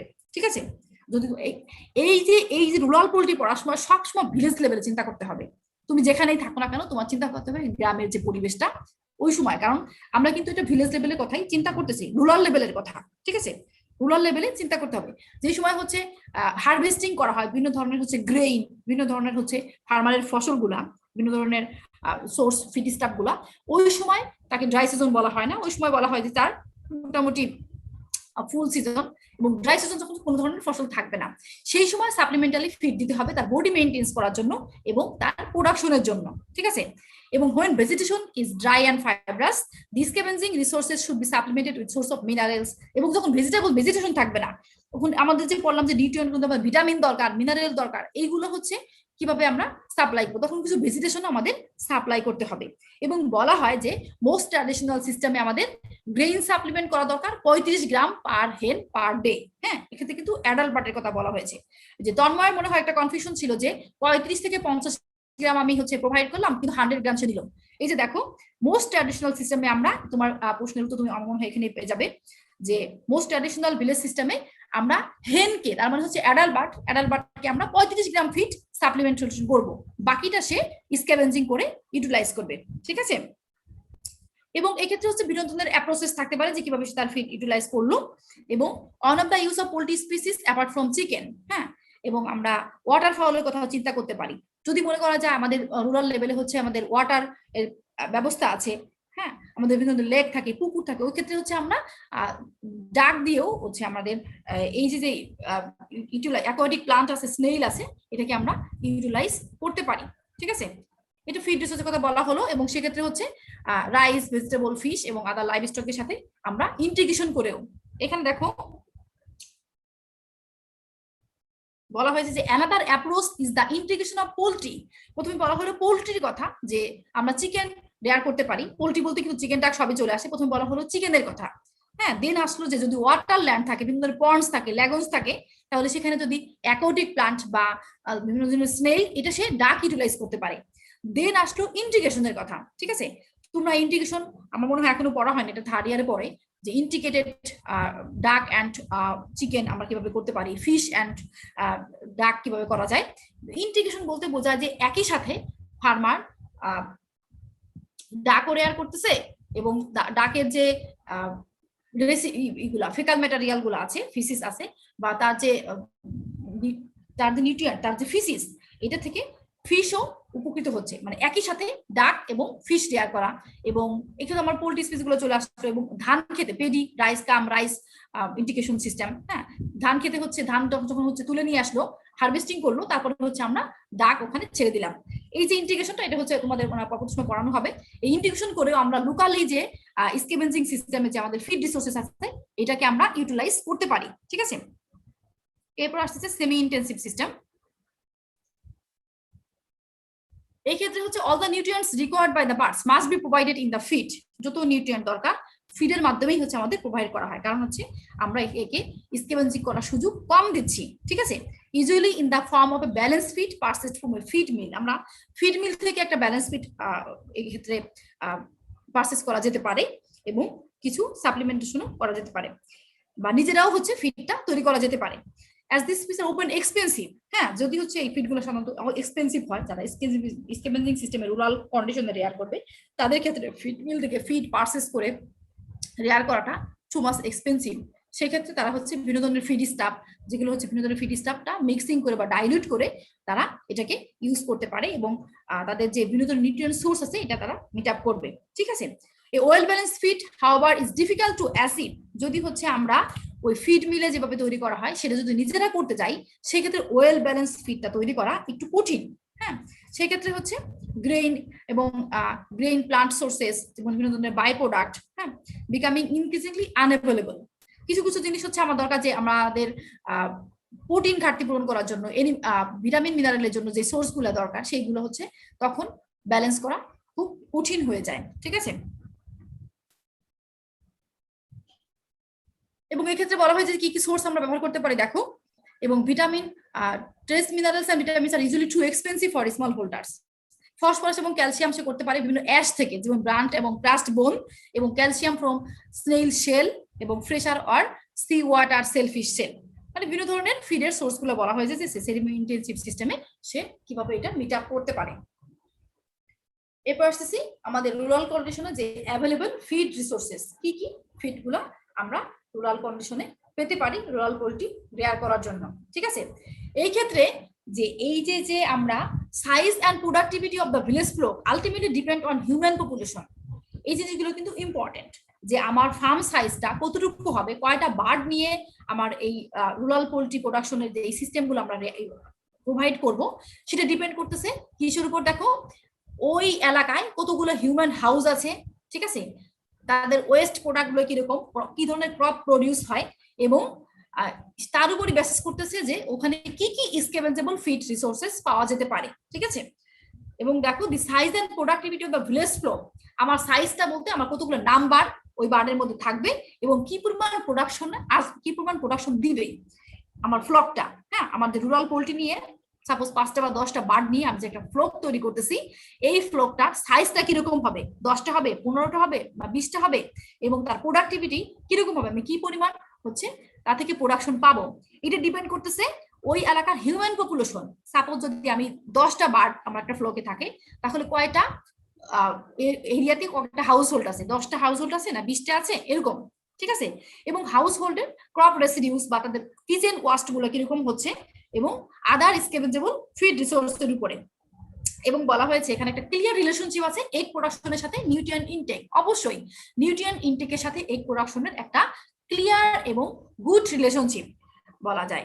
এবং আমরা বলছি যে নিউট্রিয়েন্ট কেন দরকার? প্রথমে নিউট্রিয়েন্ট দরকার তার মেইনটেনেন্স করার জন্য, সে যে বডি মুভ করবে, সে যে ফিড ডাইজেস্ট করবে, ফিড মেটাবলিজম করবে, এবং তার বিভিন্ন ধরনের হচ্ছে ব্রিথিং করার জন্য, সবকিছুর জন্য হচ্ছে প্রথমে আগে নিউট্রিয়েন্ট দরকার। এটাকে আমরা বলেছি মেইনটেনেন্স নিউট্রিয়েন্ট। এই মেইনটেনেন্স নিউট্রিয়েন্ট তো আগে ফুলফিল হবে, দেন হচ্ছে সে প্রোডাকশনে যাবে।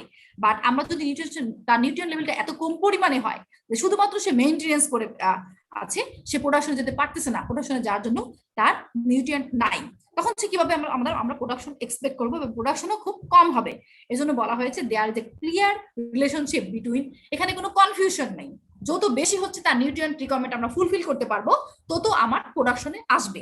ঠিক আছে, this is demonstrated in Bangladesh, fewer eggs are laid in rainy season. বলা হয় যে রেনি সিজনে, ওই সময় আমরা বলা হয় যে ড্রাই সিজন, ওখানে খাবার দাবার একটু কম থাকে, সেই সময় হচ্ছে আমাদের এগ প্রোডাকশনটা হচ্ছে কম হয়। হ্যাঁ, বাট যখন স্নেলস আর অ্যাভেলেবল, আমরা জানি স্নেলসটা হচ্ছে প্রোটিন সোর্সের হিসেবে কাজ করে এবং এটা হচ্ছে প্রোডাকশনের জন্য দরকার, তখন হচ্ছে প্রোডাকশনটা ইনক্রিজ হয়।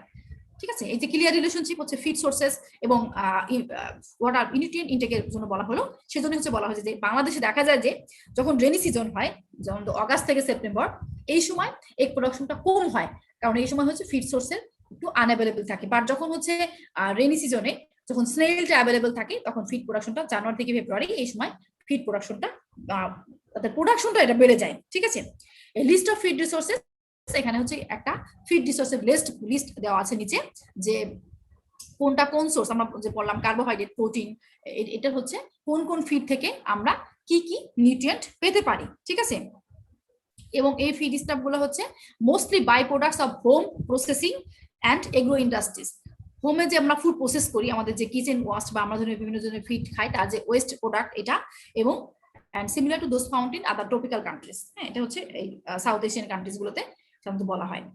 এখন আসতেছি দা স্ক্যাভেঞ্জেবল ফিড রিসোর্সেস বেস, এটাকে সংক্ষেপে SFRB বলা হয়। এটা বিভিন্ন জায়গায় তোমরা দেখবা যে পুরোটা না লিখে অনেক সময় SFRB ও বলা হয়। যেমন এটাকে সংক্ষেপে বলে the scavengeable feed resources base. এটা রুরাল পোল্ট্রি বা ফ্যামিলি পোল্ট্রি, যেটার ক্ষেত্রে আমরা বলি না কেন, এটা রুরাল পোল্ট্রি ফিড রিসোর্সেস বেসকে SFRB হিসেবে এটা ডেমনস্ট্রেট করা হয়।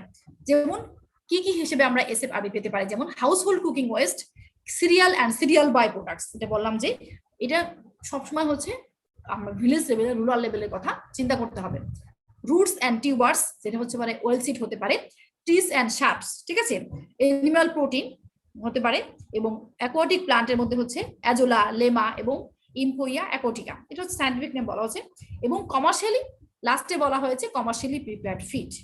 এই ফিড গুলা সে কনজিউম করবে। কেউ যদি সাপ্লিমেন্টেশন করতে চায়, সেক্ষেত্রে সে কমার্শিয়াল ফিড কিনে নিয়েও সে সাপ্লিমেন্টেশন করতে পারে।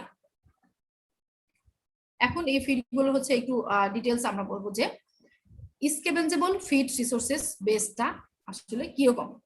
রিসার্চ অ্যান্ড ক্লাসিফাইড, হ্যাঁ, scavengable feed resources base available for scavenging poultry in Southeast Asia, যেগুলোকে বলা হয়েছে, নাম দেওয়া হয়েছে scavengable feed resource base, ঠিক আছে। এবং এটা হচ্ছে ডিফাইন করা হয় total amount of food products available to all scavenging animals in a given area, যেটা হচ্ছে অলরেডি আমি বলে ফেলেছি যে এসএফআরবি কে বলা হয় যে একটা গিভেন এরিয়াতে, সাপোজ ধরো যে বাবুগঞ্জে আমাদের যে ক্যাম্পাস আছে, ওই ক্যাম্পাসে যতগুলি এনিমেল আছে, সেই যত ধরনের এনিমেল আছে সব এনিমেল গুলো ওইখানকার যে ফুড ওয়েস্ট প্রোডাক্ট গুলো আছে ওটা পুরোটা হচ্ছে খাবারটা হচ্ছে ওই এনিমেলের জন্য, যে সে স্ক্যাভেঞ্জিং করে যে খাবারগুলো পাচ্ছে ওইটি হচ্ছে ওই এলাকার এসএফআরবি, ঠিক আছে। এবং এটা ডিপেন্ড করতেছে ওইখানে যেহেতু হচ্ছে কেউ ইন্ডিভিজুয়ালি কুক করতেছে না, ওখানে হচ্ছে হোস্টেল আছে, একটা ছেলেদের হোস্টেল একটা মেয়েদের হোস্টেল, সেহেতু ওই হোস্টেলে যে ওয়েস্ট প্রোডাক্ট গুলো আছে, মাঠে যে ঘাসগুলো আছে, সবগুলোই হচ্ছে ওই এলাকার ওই জায়গাটুকের স্ক্যাভেঞ্জেবল ফিড রিসোর্স বেস, ঠিক আছে। এবং এটা ডিপেন্ড করতেছে দেখো নাম্বার অফ হাউস হোল্ড, যেখানে ওখানে হাউস হোল্ড নাই, আমরা হচ্ছে সহজে বোঝানো তোমার এক্সাম্পলটা দিলাম। সাপোজ ধরো এটা যদি ইউনিভার্সিটি না হয়, ওখানে ওইটা একটা এরিয়া, ধরো ওখানে 10 জন বা 15 জন হাউস হোল্ড আছে, হ্যাঁ, ওখানে যে কোয়ার্টার আছে, কোয়ার্টার গুলো হচ্ছে যে কর্মচারী গুলো থাকে তাদের কথা চিন্তা করো, ঠিক আছে। It depends on the number of households, the types of food crops grown. যদি আমরা রুরাল কন্ডিশনে চিন্তা করি তাহলে ওই ধরনের ওখানে কি কি ধরনের ক্রপ গ্রহণ করতেছে, এবং crop cultivating and crop processing method. Suppose ধরা হলো যে ওখানে হচ্ছে ক্রপ হারভেস্ট করে অন্য কোথাও পাঠিয়ে দিল, অন্য কোথাও থেকে এটা প্রসেসিং করা হলো, তাহলে তো সে ওই ফিড রিসোর্সেস থেকে সে ওটা বঞ্চিত হলো, ঠিক আছে। বিভিন্ন বিষয়গুলো এখানে চলে আসতেছে। এটা ডিপেন্ড করতেছে number of household, the types of food crops grown, এবং তাদের হচ্ছে কাল্টিভেশন এবং প্রসেসিং মেথডস, ঠিক আছে। এবং এর সাথে আছে ক্লাইমেটিক কন্ডিশন, যেখানে কি ধরনের এসএফআরবি থাকবে, ঠিক আছে। এবং এটার সাথে কিন্তু দেখো SFRB due to periods of fallow or flooding, এটা কিন্তু ফ্লাকচুয়েশন করে। যদি হচ্ছে ফ্লাড হয় তখন কিন্তু বা খরা হয়, হ্যাঁ, তখন কিন্তু এই এসএফআর গুলো কমে যাবে। এবং কি ধরনের হচ্ছে কালটিভেশন করতেছি, হারভেস্টিং কিরকম, প্রসেসিং কিরকম, অলরেডি এটা বলা হয়ে গেছে, ঠিক আছে।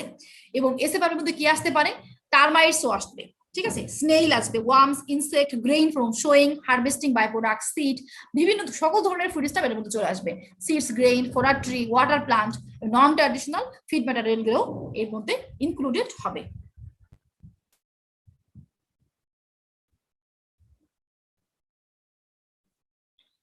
এবং এই এসআরবি গুলো হচ্ছে only harvested by scavenging animal দ্বারাই হবে। যে অ্যানিমাল গুলো হচ্ছে আমরা ইন্টেন্সিভ সিস্টেমে রাখবো সে কিন্তু এই স্ক্যাভেঞ্জেবল ফিড রিসোর্সেস বেস ইউটিলাইজ করতে পারবে না, ঠিক আছে। যার মধ্যে হচ্ছে পোল্ট্রি হচ্ছে সবথেকে বেশি ভার্সেটাইল, সে হচ্ছে আদার স্পিসিস থেকে সে বেশি হচ্ছে মুভ করে, ঠিক আছে।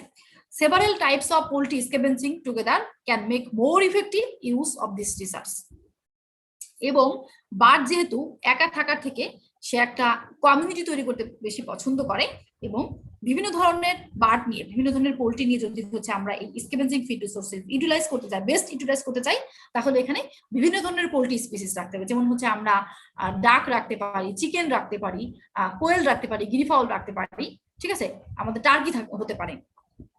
কোয়েলের ক্ষেত্রে বিষয়টা অন্যরকম, কোয়েল হচ্ছে কনফাইনমেন্ট ছাড়া রেয়ার করা যায় না, কোয়েলের ক্ষেত্রে কনফাইনমেন্ট চলে আসে, সেক্ষেত্রে হচ্ছে আমরা অন্য স্ক্যাভেঞ্জেবল ফিড এই রিসার্চ ইউজ করার জন্য, ইউটিলাইজ করার জন্য আমরা ডাক রাখতে পারি, চিকেন রাখতে পারি, এবং টার্কি এই ধরনের আরেক কথা চিন্তা করা যেতে পারে যদি ইফেক্টিভ আমরা এই রিসোর্স ইউজ করতে চাই, ঠিক আছে।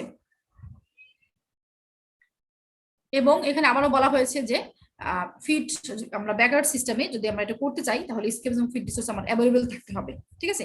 Therefore it is essential to know what feed resources R available, আমাদের জানতে হবে।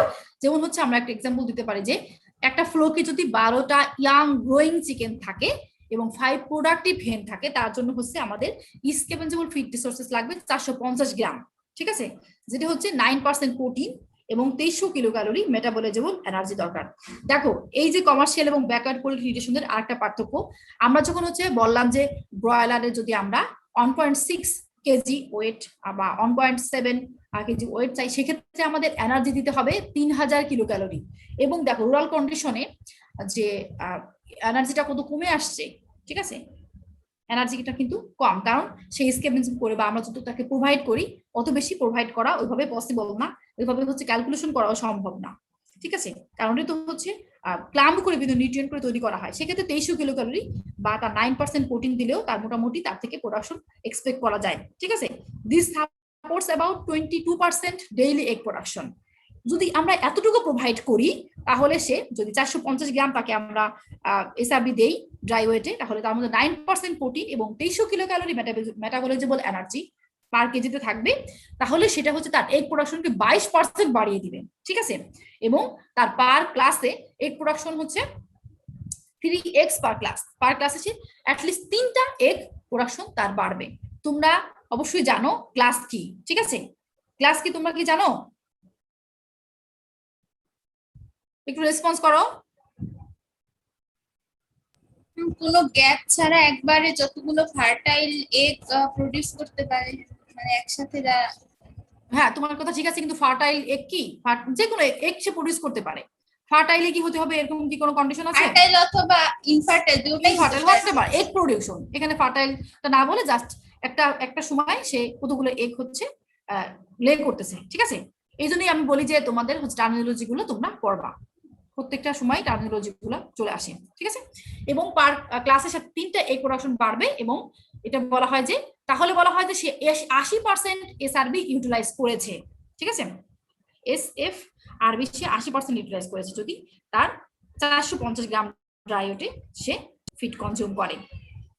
এক্ষেত্রে এরপর আসতেছি ফ্যাক্টর এফেক্টিং দ্য এসএফআরবি। কোন কোন ফ্যাক্টর গুলো এসআরবি এফেক্ট করে অলরেডি একটু বলা হয়েছে, তারপর আবার একটু আমরা বলি যে ক্লাইমেট হতে পারে, নাম্বার অফ হাউস হোল্ড হতে পারে।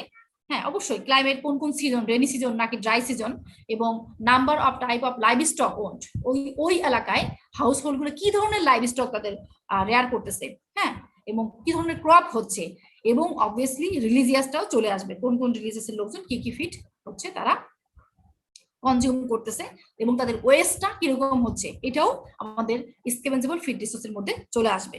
এবং if the available SRB is exceed, হ্যাঁ, দি প্রোডাকশন ফল, যদি হচ্ছে হয়ে যায় অ্যাভেলেবলটা যদি এক্সিড করে যায় তাহলে প্রোডাকশনটা হচ্ছে ফল হয়ে যাবে এবং বার্ড হচ্ছে খুব কম পরিমাণ এগ লে করবে। আর এটা যদি হচ্ছে সারপ্লাস হয়, হ্যাঁ, কমে গেলে অবশ্যই প্রোডাকশন ফল করবে, কিন্তু যদি এটা সারপ্লাস হয় মানে বেশি থাকে তাহলে তার ফিড প্রোডাকশনটাও বেড়ে যাবে। এবং ভিলেজের রুরাল কন্ডিশনে যখন হচ্ছে আমরা বার্ড রেয়ার করবো, এটা হচ্ছে এই স্কেভেঞ্জেবল ফিড রিসোর্সের বেজের উপরই এটা ডিপেন্ড করবে, ঠিক আছে। এবং বলা হয় যে অনেক বেশি বার্ড রেখে বার্ডগুলো শুধুমাত্র মেইনটেনেন্সের জন্য থাকবে, বাট প্রোডাকশনে যাবে না, সেটা দরকার নাই। তুমি 5টা বার্ড রেয়ার করো, 10টা বার্ড রেয়ার করো, যেই বার্ডগুলো প্রোডাকশনে থাকো, কিন্তু তুমি 50টা বার্ড রেয়ার করতেছো বা বার্ডগুলো হচ্ছে প্রোডাকশনে নেই, এটা দরকার নেই। তোমার ওই স্কেভেঞ্জেবল ফিড রিসোর্সেস বেস কতটুকু আছে সেটার উপর বেসিস করে তুমি বার্ড রেয়ার করার কথা বলা হয়, ঠিক আছে। এবার আসতেছি যে এই স্কেভেঞ্জেবল ফিড রিসোর্সের কোনটা কোন সোর্স হিসেবে কাজ করে। এখানে হচ্ছে ডিটেলস বলা আছে যে cereal and cereal by products, এটা হচ্ছে আমাদের বিভিন্ন ধরনের কার্বোহাইড্রেট সোর্স থেকে হতে পারে, প্রোটিন সোর্স হতে পারে, মিনারেল সোর্স হতে পারে। এটা স্লাইড দেখাই, এখানে হচ্ছে বিভিন্ন ধরনের ছবি আছে, ওগুলো হচ্ছে ডিটেলস।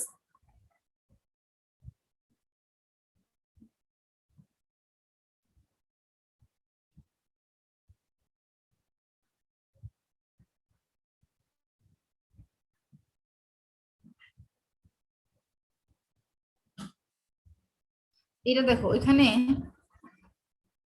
ছবি আছে, ঠিক আছে।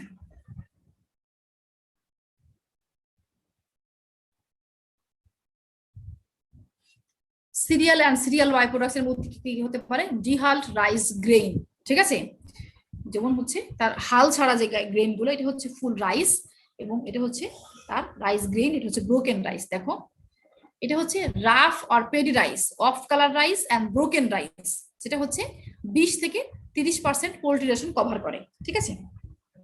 এবং মডারেট কোয়ালিটির প্রোটিন, এটা হচ্ছে প্রোটিনটা খুব মডারেট কোয়ালিটি, 10 থেকে 14% হতে পারে এবং এতে বলা হয় অ্যাপ্রক্সিমেটলি হচ্ছে 2500 কিলো ক্যালোরি তার পার কেজিতে আমরা হচ্ছে তার এমি পাবো 2500 কিলো ক্যালোরি।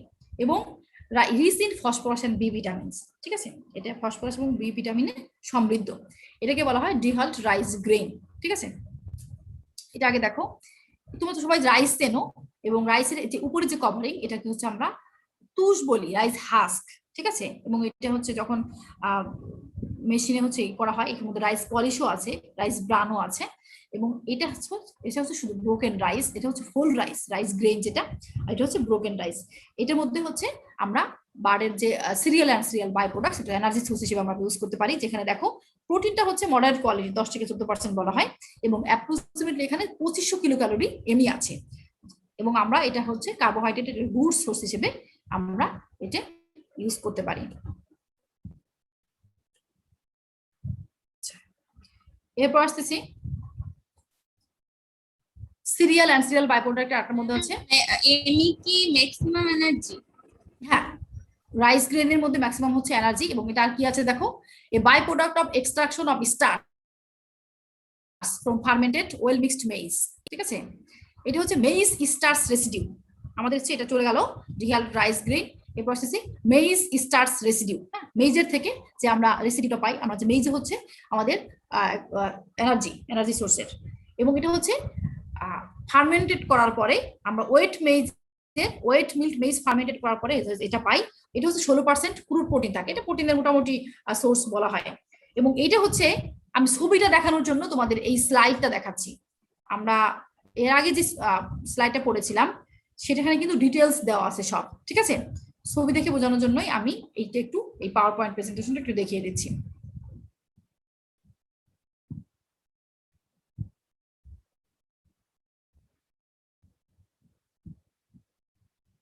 একটু ডিটেলস না পড়লে বুঝতে পারবো না।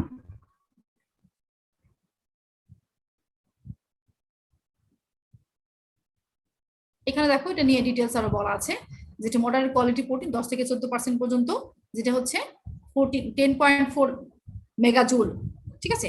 এবং 11% হচ্ছে ক্রুড ফাইবার আছে এখানে, এবং এটা হচ্ছে বি ভিটামিনের রিচ। এবং এইটা দেখো, it should be made up no more than 25% in the ration. এটা রেশনে আমরা 25%-এর বেশি ব্যবহার করতে পারবো না, তাহলে হচ্ছে এটার বিভিন্ন ধরনের প্রবলেমও এটা হতে পারে, ঠিক আছে। এটা হাই অয়েল কন্টেন্টের কারণে এটা সহজেই হচ্ছে রেঞ্চিড হয়ে যায়, ঠিক আছে। এটা কিন্তু হাই অয়েল কন্টেন্ট। এবং এটা হচ্ছে করা যেতে পারে হচ্ছে রাইস পলিশিং এর ক্ষেত্রে ব্যবহার করা যেতে পারে। Rice burn usually includes rice polishing. হ্যাঁ, রাইস আমরা যখন হচ্ছে এটাকে মিলে মেশিনে যখন ভাঙানো হয়, তখন এই যে উপরে যে খোলসটা আছে ওটার হচ্ছে একটা পোর্শন বেরিয়ে যায় হচ্ছে রাইস হাস্ক হিসেবে, ঠিক আছে। এটা অনেক সময় আমরা বেডিং ম্যাটেরিয়ালস হিসেবে ব্যবহার করি। এবং আরো কিছু পোর্শন থাকে, সেটা হচ্ছে রাইস পলিশিং হিসেবে ব্যবহার করা হয়, বা রাইস ব্রান। এটা হচ্ছে আলাদা, দুইটাই কিন্তু আলাদা, এবং সবই কিন্তু রাইসের বাই প্রোডাক্ট, ঠিক আছে। যেটা হচ্ছে বলা হয় রাইস পলিশটা হচ্ছে অ্যাডাল্টারেট হয় রাইস হাস্ক, বা এই রাইস হাস্কটা কিন্তু যেটা আমরা বললাম বেডিং ম্যাটেরিয়াল হিসেবে ব্যবহার করা হয়, সেটা কিন্তু বার্ড কনজিউম করতে পারবে না। কিন্তু হচ্ছে হাই ফাইবার কন্টেন্ট এবং সেলুলোজ, এটা বার্ডের হচ্ছে প্রবলেম করে। যেটা হচ্ছে ফাইবার তো আছেই, প্লাস সিলিকনও আছে, ঠিক আছে, এই রাইস হাস্কের মধ্যে। এবং এটা হচ্ছে লো নিউট্রিটিভ ভ্যালু। এটা সহজেই হচ্ছে আমরা এই রাইস পলিশ অ্যাডাল্টার হতে পারে কি রাইস হাস্ক দ্বারা, ঠিক আছে। এবং রাইস হচ্ছে ইম্পর্টেন্ট ফিড রিসোর্সেস। এরপর হচ্ছে মেইজ স্টার্চের পরে তোমাদের আমি ছবিগুলো দেখিয়ে দিব, কারণ এখন যদি ওইটা ডিটেলস না পড়ানো হয় তাহলে তোমাদের বুঝতে একটু প্রবলেম হবে। মেইজ স্টার্চ রেসিডিউর মধ্যে আছে, এটা কি হতে পারে by product of extraction of starch from fermented করার পরে এটার হচ্ছে মেইজটাকে মেইজের এক্সট্রাকশন করার পরে যে বাই প্রোডাক্ট আসবে এটাকে বলা হয় মেইজ স্টার্চ রেসিডিউ, ঠিক আছে। এটার মধ্যে 16% হচ্ছে ক্রুড প্রোটিন আছে। এবং বিভিন্ন ভ্যারাইটি আছে মেইজের, এক একটা হচ্ছে প্রসেসিং মেথডটার উপর এর নিউট্রিয়েন্ট কন্টেন্টটা হচ্ছে ডিপেন্ড করতেছে। By products from local breweries and other local industries. Local যে ভিন্ন ধরনের হচ্ছে বেরি টাইপের ব্যাপারগুলো আছে, ফুড ইনগ্রেডিয়েন্ট গুলো আছে, লোকাল ইন্ডাস্ট্রি থেকে এটা হচ্ছে বিভিন্ন ধরনের প্রোডাক্ট আসতে পারে, ঠিক আছে। কমন ইনগ্রেডিয়েন্টস পোল্ট্রিশন, বাট হচ্ছে the processing of drying and wet byproducts can be very expensive. এরপর হচ্ছে লিগুম এন্ড লিগুম বাইপ্রোডাক্টস, ঠিক আছে। নন নিউট্রিশনাল ট্র্যাডিশনাল লিগুম সাসেস হচ্ছে বয়েলড জ্যাক বিন, হ্যাঁ, শোয়ার্ড বিন, এন্ড একটা হচ্ছে লেইং হেন্সের, এটা অ্যাকসেপ্টেবল হতে পারে। এই যে এই বিন গুলা তোমরা হচ্ছে বিভিন্ন ধরনের সিমের কথা চিন্তা করো, একদম হচ্ছে বড় বড় সিম গুলা হয় যে তলোয়ার বিন বলে এগুলাকে, আর কিছু কিছু থাকে হচ্ছে খাস কাটা, আর কিছু কিছু ছোট ছোট থাকে উইন্টারে যেগুলো হয় আমরা হচ্ছে কনজিউম করি। এইটা হচ্ছে আমরা এটা হচ্ছে গুড সোর্সেস অফ লিগিউম, ঠিক আছে, যেগুলো বলতে হচ্ছে প্রোটিনের ফুড সোর্স, এটা বিভিন্ন প্রসেস করে আমরা বার্ডের ক্ষেত্রে ব্যবহার করতে পারি, যেটাকে বলা হয় যে 40% হচ্ছে ক্রুড প্রোটিন থাকে এবং 40% হচ্ছে অয়েল থাকে। হ্যাঁ, যেটা হচ্ছে ওভারঅল সিমিলার টু সয়াবিন এবং গ্রাউন্ডনাট কেকের। এই জিনিসগুলো হচ্ছে তোমরা পড়বা এবং বুঝবা কোনটা কোন পোর্শনে ইউজ করা হয়, এবং এতে সবচেয়ে বেশি ইম্পর্টেন্ট এই বিভিন্ন হচ্ছে ফিট ইনগ্রেডিয়েন্টের মধ্যে যে তার কত পার্সেন্ট তার হচ্ছে প্রোটিন আছে, কত পার্সেন্ট তার এনার্জি আছে, এবং কি কি পারপাসে এটা ব্যবহার করা হচ্ছে। ঠিক আছে,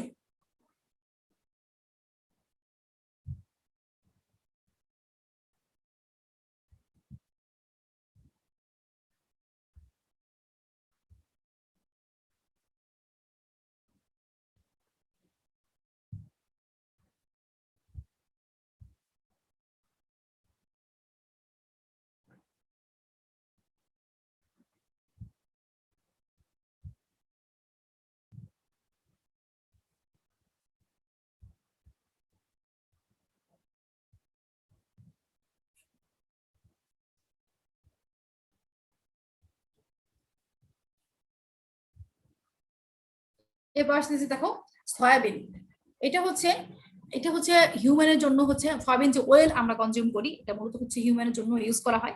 এটার বলা হয়েছে, দেখো if the cotyledons are used for human food, তোমরা যে কোটিলিডন টেস্টটা এগুলো জানো, এগুলো হচ্ছে একটা বীজের, হ্যাঁ, বিভিন্ন ধরনের হচ্ছে স্ট্রাকচারের মধ্যে হচ্ছে যে ফ্রেশি বিন যেটাকে বলা হয়, ওইটা হচ্ছে হিউম্যানের ফুড তৈরি করার জন্য ইউজ করা হয়। এবং টেস্টটা হচ্ছে বিন সিড কোট, এটা হচ্ছে পোল্ট্রিকে দেওয়া যেতে পারে। হ্যাঁ, তোমরা যে ইন্টারমিডিয়েট যখন বিভিন্ন ধরনের হচ্ছে বীজের স্ট্রাকচার পড়েছো, সেটার মধ্যে এটা হচ্ছে বলা হয়েছে ওহিতক টেস্টটা, তারপর ট্রিটমেন্ট অন্তত। হ্যাঁ, এটাই হচ্ছে যে আমাদের এই হিউম্যান ফুডের ক্ষেত্রে হচ্ছে আমরা কোটিলিডনটা হচ্ছে আমরা ইউজ করতে যদি পারি, তাহলে তার উপরের কভারিংটা যে টেস্টটা বলা হয়েছে সেটা হচ্ছে আমরা পোল্ট্রি ক্ষেত্রে ব্যবহার করতে পারি। এবং বলা হয় যে 30 মিনিট যদি হচ্ছে আমরা বয়লিং করি স্কেভেঞ্জিং এ করার ক্ষেত্রে, দেখো ড্রয়া serving heat treated by boiling 30 minutes, এবং এটা হচ্ছে দেন আমরা ফিট করতে পারি স্কেভেঞ্জিং বার্ডের ক্ষেত্রে। এবং এটা হচ্ছে 35% রেশন, আমাদের রেশনের ক্ষেত্রে স্যাটিসফ্যাক্টরি পারফরমেন্স দিবে যদি হচ্ছে আমরা এই বীজটাকে বীজটাকে আমরা হিট ট্রিটমেন্ট করে ব্যবহার করতে পারি। এবং পুলেটের ক্ষেত্রে হচ্ছে বলা হয় যে pullets and layers feed raw soybean with no heat treatment, হ্যাঁ, তার 12% পর্যন্ত হিট ট্রিটমেন্ট না করে এটা ব্যবহার করতে পারে, তাদের ক্ষেত্রে ব্যবহার করা যেতে পারে তাদের এই প্রোডাকশনে এনহ্যান্স করার জন্য। এবং এটা হচ্ছে দেখো there was a significant reduction in body weight at 20 weeks, ঠিক আছে, as well as delay of 4 days in onset of sexual maturity। যদি হচ্ছে আমরা পুলেটের ক্ষেত্রে হিট ট্রিটমেন্ট না করে 12% পর্যন্ত ব্যবহার করি, সেক্ষেত্রে হচ্ছে একটা নেগেটিভ ইম্প্যাক্ট হয়। হ্যাঁ, বডি রিডাকশন, বডি ওয়েট কমে যায় 20 উইকসে, এবং তার হচ্ছে 4 ডেজ ডিলে হয় তার সেক্সুয়াল ম্যাচুরিটি আসতে। হিট ট্রিটমেন্ট করে ব্যবহার করার কথা বলা হয়। এবং এই হিট ট্রিটমেন্ট ডিস্ট্রয় ট্রিপসিন, তোমাদের হচ্ছে তোমরা কি এন্টি নিউট্রিশনাল ফ্যাক্টর বলে কোনো কিছু পড়ছো? এন্টি নিউট্রিশনাল ফ্যাক্টর তাহলে তো তোমাদের হচ্ছে আমি একটু বলি, আমরা যে নিউট্রিয়েন্টের বিভিন্ন সোর্স পড়লাম, যেমন হচ্ছে কার্বোহাইড্রেট, প্রোটিন, মিনারেল, যেমন ধরো হচ্ছে যে সয়াবিনের কথাই বলি, সয়াবিনে যেমন হচ্ছে আমরা প্রোটিন এনার্জি পেতে পারি, ঠিক আছে, হিট ট্রিটমেন্ট করার ফলে আমাদের প্রোডাকশন বাড়তে পারে। এরকম হিট ট্রিটমেন্ট আমরা কেন করব? এই যে কোনো একটা ইনগ্রিডিয়েন্টের মধ্যে, কিছু কিছু ইনগ্রিডিয়েন্টের মধ্যে পুরোটাই হচ্ছে ব্যবহার করা যায়, কোনো কোনো ইনগ্রিডিয়েন্টের মধ্যে যে এন্টি নিউট্রিশনাল ম্যাটার থাকে, যেটা হচ্ছে আমাদের বার্ডের জন্য, আমাদের বডির জন্য সেটা ক্ষতিকর, এবং এটা যদি কিছু ট্রিটমেন্ট করে দেওয়া যায় তাহলে ওই নিউট্রিয়েন্টটা হচ্ছে আর কোনো ক্ষতিকর দিকটা থাকে না, ঠিক আছে।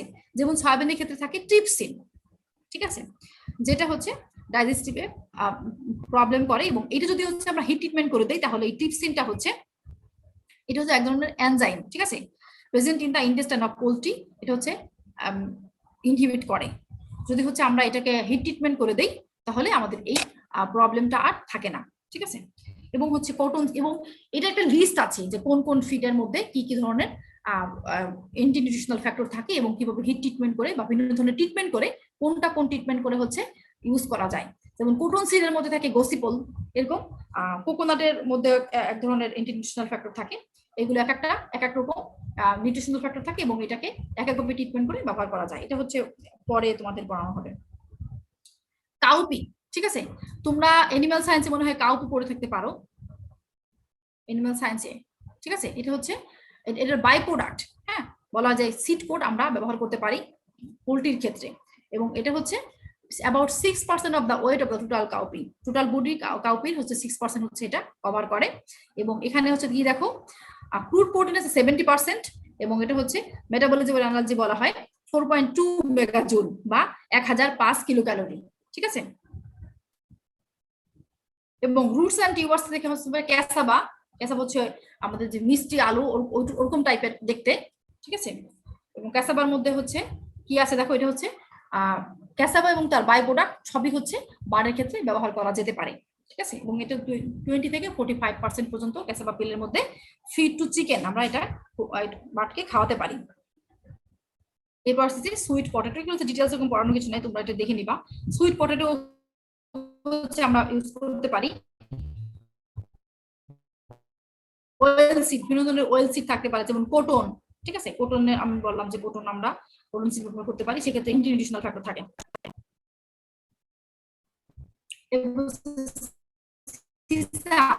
হ্যাঁ, তিল যেটাকে বলে তিল তিসি, এটা হচ্ছে আমরা ব্যবহার করতে পারি। গ্রাউন্ড নাট, বিভিন্ন ধরনের গ্রাউন্ড নাট ব্যবহার করা যেতে পারে, এবং কোকোনাটও ব্যবহার করতে পারে, কারণ এটা হচ্ছে it is low in lysine, isoleucine, leucine and methionine, ঠিক আছে।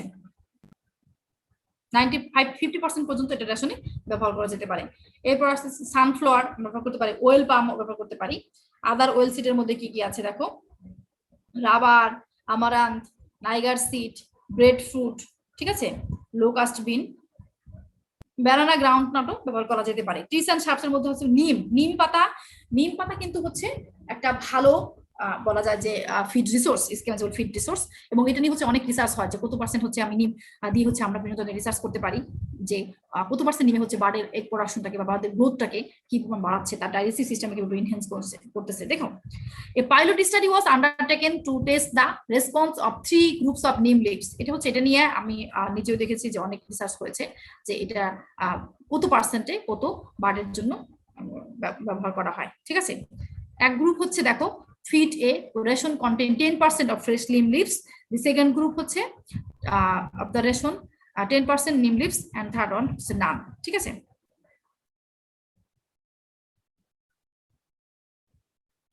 একজন হচ্ছে 10% হচ্ছে ফ্রেশ নিম লিভ দিয়েছে, একজন হচ্ছে ড্রাই, এবং আছে কেউ দেয়নি।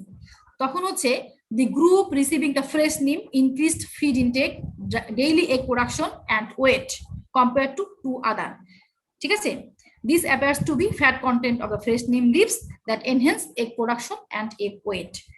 এক গ্রুপ হচ্ছে একটা রিসার্চ করা হয়েছে যেখানে হচ্ছে আমরা যে এই যে ফিড রিসোর্স গুলা, এই যে বিভিন্ন ধরনের হচ্ছে ইনগ্রিডিয়েন্ট গুলো, এগুলো যে ব্যবহার করা যায় বাড়ির ক্ষেত্রে, এটা কিন্তু প্রত্যেকটাই হচ্ছে রিসার্চ করা, যে এত পার্সেন্ট আমরা যে ফিক্স করেছি কেন, অবশ্যই রিসার্চ করার পর দেখা হয়েছে যে এটা দিলে তার ফিড প্রোডাকশন বাড়তেছে এবং তার হচ্ছে গ্রোথ বাড়তেছে, দেনই হচ্ছে এটাকে সেট করা হয়েছে। তো সাপোজ হচ্ছে নিমের ক্ষেত্রে 3টা রিসার্চ হয়েছে, একটা হচ্ছে একটা বার্ডকে দেওয়া হয়েছে ফ্রেশ 10% নিম লিভস, একটা হচ্ছে ড্রাই 10%, একটা কাউকে দেওয়া হয়নি। সেক্ষেত্রে দেখা গেছে যাদেরকে হচ্ছে 10% ফ্রেশ দেওয়া হয়েছে তাদের হচ্ছে প্রোডাকশন, তাদের এগ প্রোডাকশন, এগ ওয়েট সবই হচ্ছে বেড়েছে। পাল্প আমরা হচ্ছে আমরা ইউজ করতে পারি, বিভিন্ন সাইট্রাস ফ্রুটও ইউজ করা যেতে পারে, ঠিক আছে। বিভিন্ন হচ্ছে dried sugar cane pith with molasses, হ্যাঁ, মোলাসেস যেমন হচ্ছে লার্জ অ্যানিমেলের ক্ষেত্রে ব্যবহার করা যায়, তেমনি হচ্ছে বার্ডের ক্ষেত্রে ব্যবহার করলে তার ফিড প্যালাটেবিলিটি হচ্ছে বাড়ে। এখানে দেখো optimum levels of inclusion in poultry ration for sub ingredients, কতটুকু আমরা ব্যবহার করব তার একটা এখানে পরিমাণ দেওয়া আছে, যে এটার থেকে এটার বেশি থেকে ইউজ করা যাবে না, এই লেভেলের মধ্যে থাকতে হবে। এটা হচ্ছে ইনক্লুশন লেভেল। ইনক্লুশন লেভেল বলতে বোঝায়, যেমন ব্যানানা মিলের ক্ষেত্রে বলা হয়েছে দেখো 5 থেকে 10%, এই 5 থেকে 10%-এর মধ্যেই আমি ব্যবহার করব, এর থেকে বেশি যদি রেশনে ব্যবহার করা হয় তাহলে সেটা হচ্ছে নেগেটিভ ইম্প্যাক্ট ফেলে, ঠিক আছে। এবং এনিম্যাল সোর্সের ক্ষেত্রে কি কি হতে পারে দেখো, ব্লাড মিলটা হচ্ছে আমরা বিভিন্ন স্লটার হাউসে পেতে পারি, এবং এটা হচ্ছে বিভিন্ন প্রসেস করে ওই স্লটার হাউসের ব্লাড সরাসরি নিয়ে এসে এটা ইউজ করা যাবে না, বিভিন্ন প্রসেস করে দেন হচ্ছে এটা হচ্ছে গুড প্রোটিন সোর্স হিসেবে কাজ করবে। এবং টার্মাইটস বিভিন্ন হচ্ছে পোকামাকড়, এটা হচ্ছে আমাদের প্রোটিন সোর্স হিসেবে কাজ করে। ম্যাগটস এবং আদার অ্যানিমাল প্রোডাক্টের মধ্যে কি কি হতে পারে দেখো, ওয়েস্টার শেল, ঠিক আছে, shells from mangrove oyster, mangrove হচ্ছে পেরিউইঙ্কেলস এবং বিভিন্ন ধরনের হচ্ছে স্নেইল এবং তার শেল। এবার হচ্ছে আমি তোমাদের এই ছবিটা দেখাই দিই।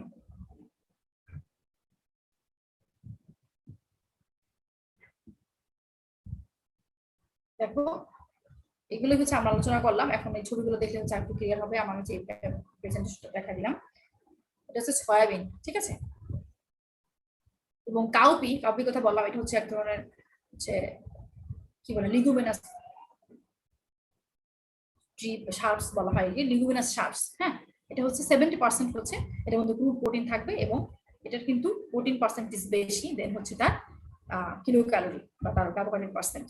এবং রুটস অ্যান্ড টিউবার্স এর মধ্যে এটা দেখো ক্যাসাবা বলেছিলাম না, ক্যাসাবা দেখতে কিরকম হয়, এটা কিন্তু রুট প্রোটিন সোর্স হিসেবে আমরা ফুড সোর্স হিসেবে ব্যবহার করতে পারি। Roots and tubers, sweet potato, এটা হচ্ছে আমরা সবাই মোটামুটি চিনি, এবং এই কোটন সিডটাও হচ্ছে আমরা ব্যবহার করতে পারি। অয়েল সিডের মধ্যে হচ্ছে সিসাম অয়েল, এটা হচ্ছে গ্রাউন্ড নাট কেক। এই গ্রাউন্ড নাট কেকটা হচ্ছে দেখো এটা ওয়েল এক্সট্রাক্টেড কেক। হ্যাঁ, এটাকে বলা হয় বিভিন্ন ধরনের ওয়েল, যেমন সয়াবিন, এরপর হচ্ছে সিসাম, এটা হচ্ছে এক্সট্রাকশন থেকে আমরা এটা ব্যবহার করতে পারি। 8 থেকে 20% পর্যন্ত, 24% পর্যন্ত হচ্ছে রেশন ব্যবহার করা যেতে পারে। আর এটা হচ্ছে কোকোনাট মিল। হ্যাঁ, কোকোনাট মিলটাও আমরা ব্যবহার করতে পারি। দেখো 50% অফ দ্য রেশন। হ্যাঁ, এটা হচ্ছে আদার হাই এনার্জির সাথে আমরা যেমন ক্যাসাবার সাথে কম্বাইন করে ব্যবহার করতে পারি। জাস্ট আমি অলরেডি বলেছি, তোমাদের ছবিগুলো দেখালাম। এটা হচ্ছে সানফ্লাওয়ার সিড, ঠিক আছে, palm oil cake, coffee pulp, এগুলো সবই হচ্ছে নিম লিভস, ফ্রেশ নিম লিভস, সবই হচ্ছে ফিড ইনগ্রেডিয়েন্ট হিসেবে ব্যবহার করতে পারে। ওভার রিপ ব্যানানা, হ্যাঁ, এগুলো সব হিউম্যান কনজাম্পশনের কনজিউম করতে পারে না, সেগুলো হচ্ছে বার্ডের গুড সোর্স। এই যেখানে অপটিমাম লেভেল গুলো এখানে দেওয়া আছে। অ্যানিমাল প্রোটিনের মধ্যে হচ্ছে দেখো এটা হচ্ছে ব্লাড মিল্ক প্রসেস করার পরে, এটা হচ্ছে টার্মাইটস, বুঝতেই পারছো, এটা ছবিটা দেখলে হচ্ছে আরো ক্লিয়ার হলো। এন্ড ম্যাগটস, ঠিক আছে, আর্থওয়ার্ম, কেঁচো যেটাকে বলি, এটাও হচ্ছে ব্যবহার করতে পারি। এটা হচ্ছে high in lysine and good profile methionine and phenylalanine and tyrosine, ঠিক আছে। এটা হচ্ছে গুড প্রোটিন সোর্স আর্থওয়ার্ম। এটা হচ্ছে আর্থওয়ার্মের যে গুটি বলে, ওটা হচ্ছে একটা নাম আছে, কেঁচোর চাষ করা হয়, ঠিক আছে। এটা দিয়ে হচ্ছে বিভিন্ন ধরনের সার তৈরি করা হয় এবং এটা বার্ডের গুড সোর্সেস অফ প্রোটিন। দেখো এটার মধ্যে কি আছে, মিথিওনিন, ফিনাইলঅ্যালানিন এবং টাইরোসিন আছে, লাইসিন আছে হাই পরিমাণে।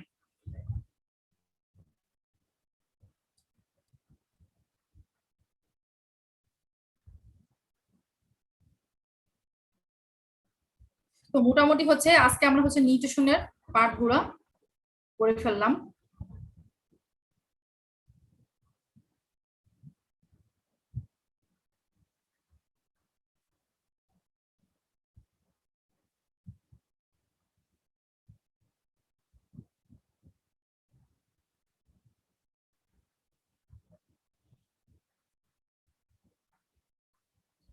এখানে দেখো বিভিন্ন, আমরা যখন কমার্শিয়াল ফিড বললাম তখন বললাম যে বিভিন্ন ধরনের ফিডের বিভিন্ন ধরনের ফরম্যাট আছে, ঠিক আছে, স্টার্টার, গ্রোয়ার এবং ফিডের এটা হচ্ছে কি কি টাইপের ফিড দিব, তার বিভিন্ন ফিড ফরম্যাট গুলো হচ্ছে যেমন ম্যাশ হতে পারে, পিলেট হতে পারে এবং ক্রাম্বল হতে পারে। আগের দিন ক্লাসে তোমাদের আমি বলেছিলাম পিলেট, ক্রাম্বল, ম্যাশ কি।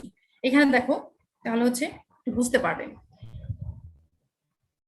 ম্যাশটা হচ্ছে ground and completely homogeneously mixed feed. হ্যাঁ, এটা হচ্ছে গুঁড়া টাইপের হবে এবং হোমোজেনাসলি মিক্সড ফিডকে আমরা ম্যাশ বলতে পারি, মানে ভালোভাবে এটা মিক্সড হবে এবং গ্রাউন্ড হবে।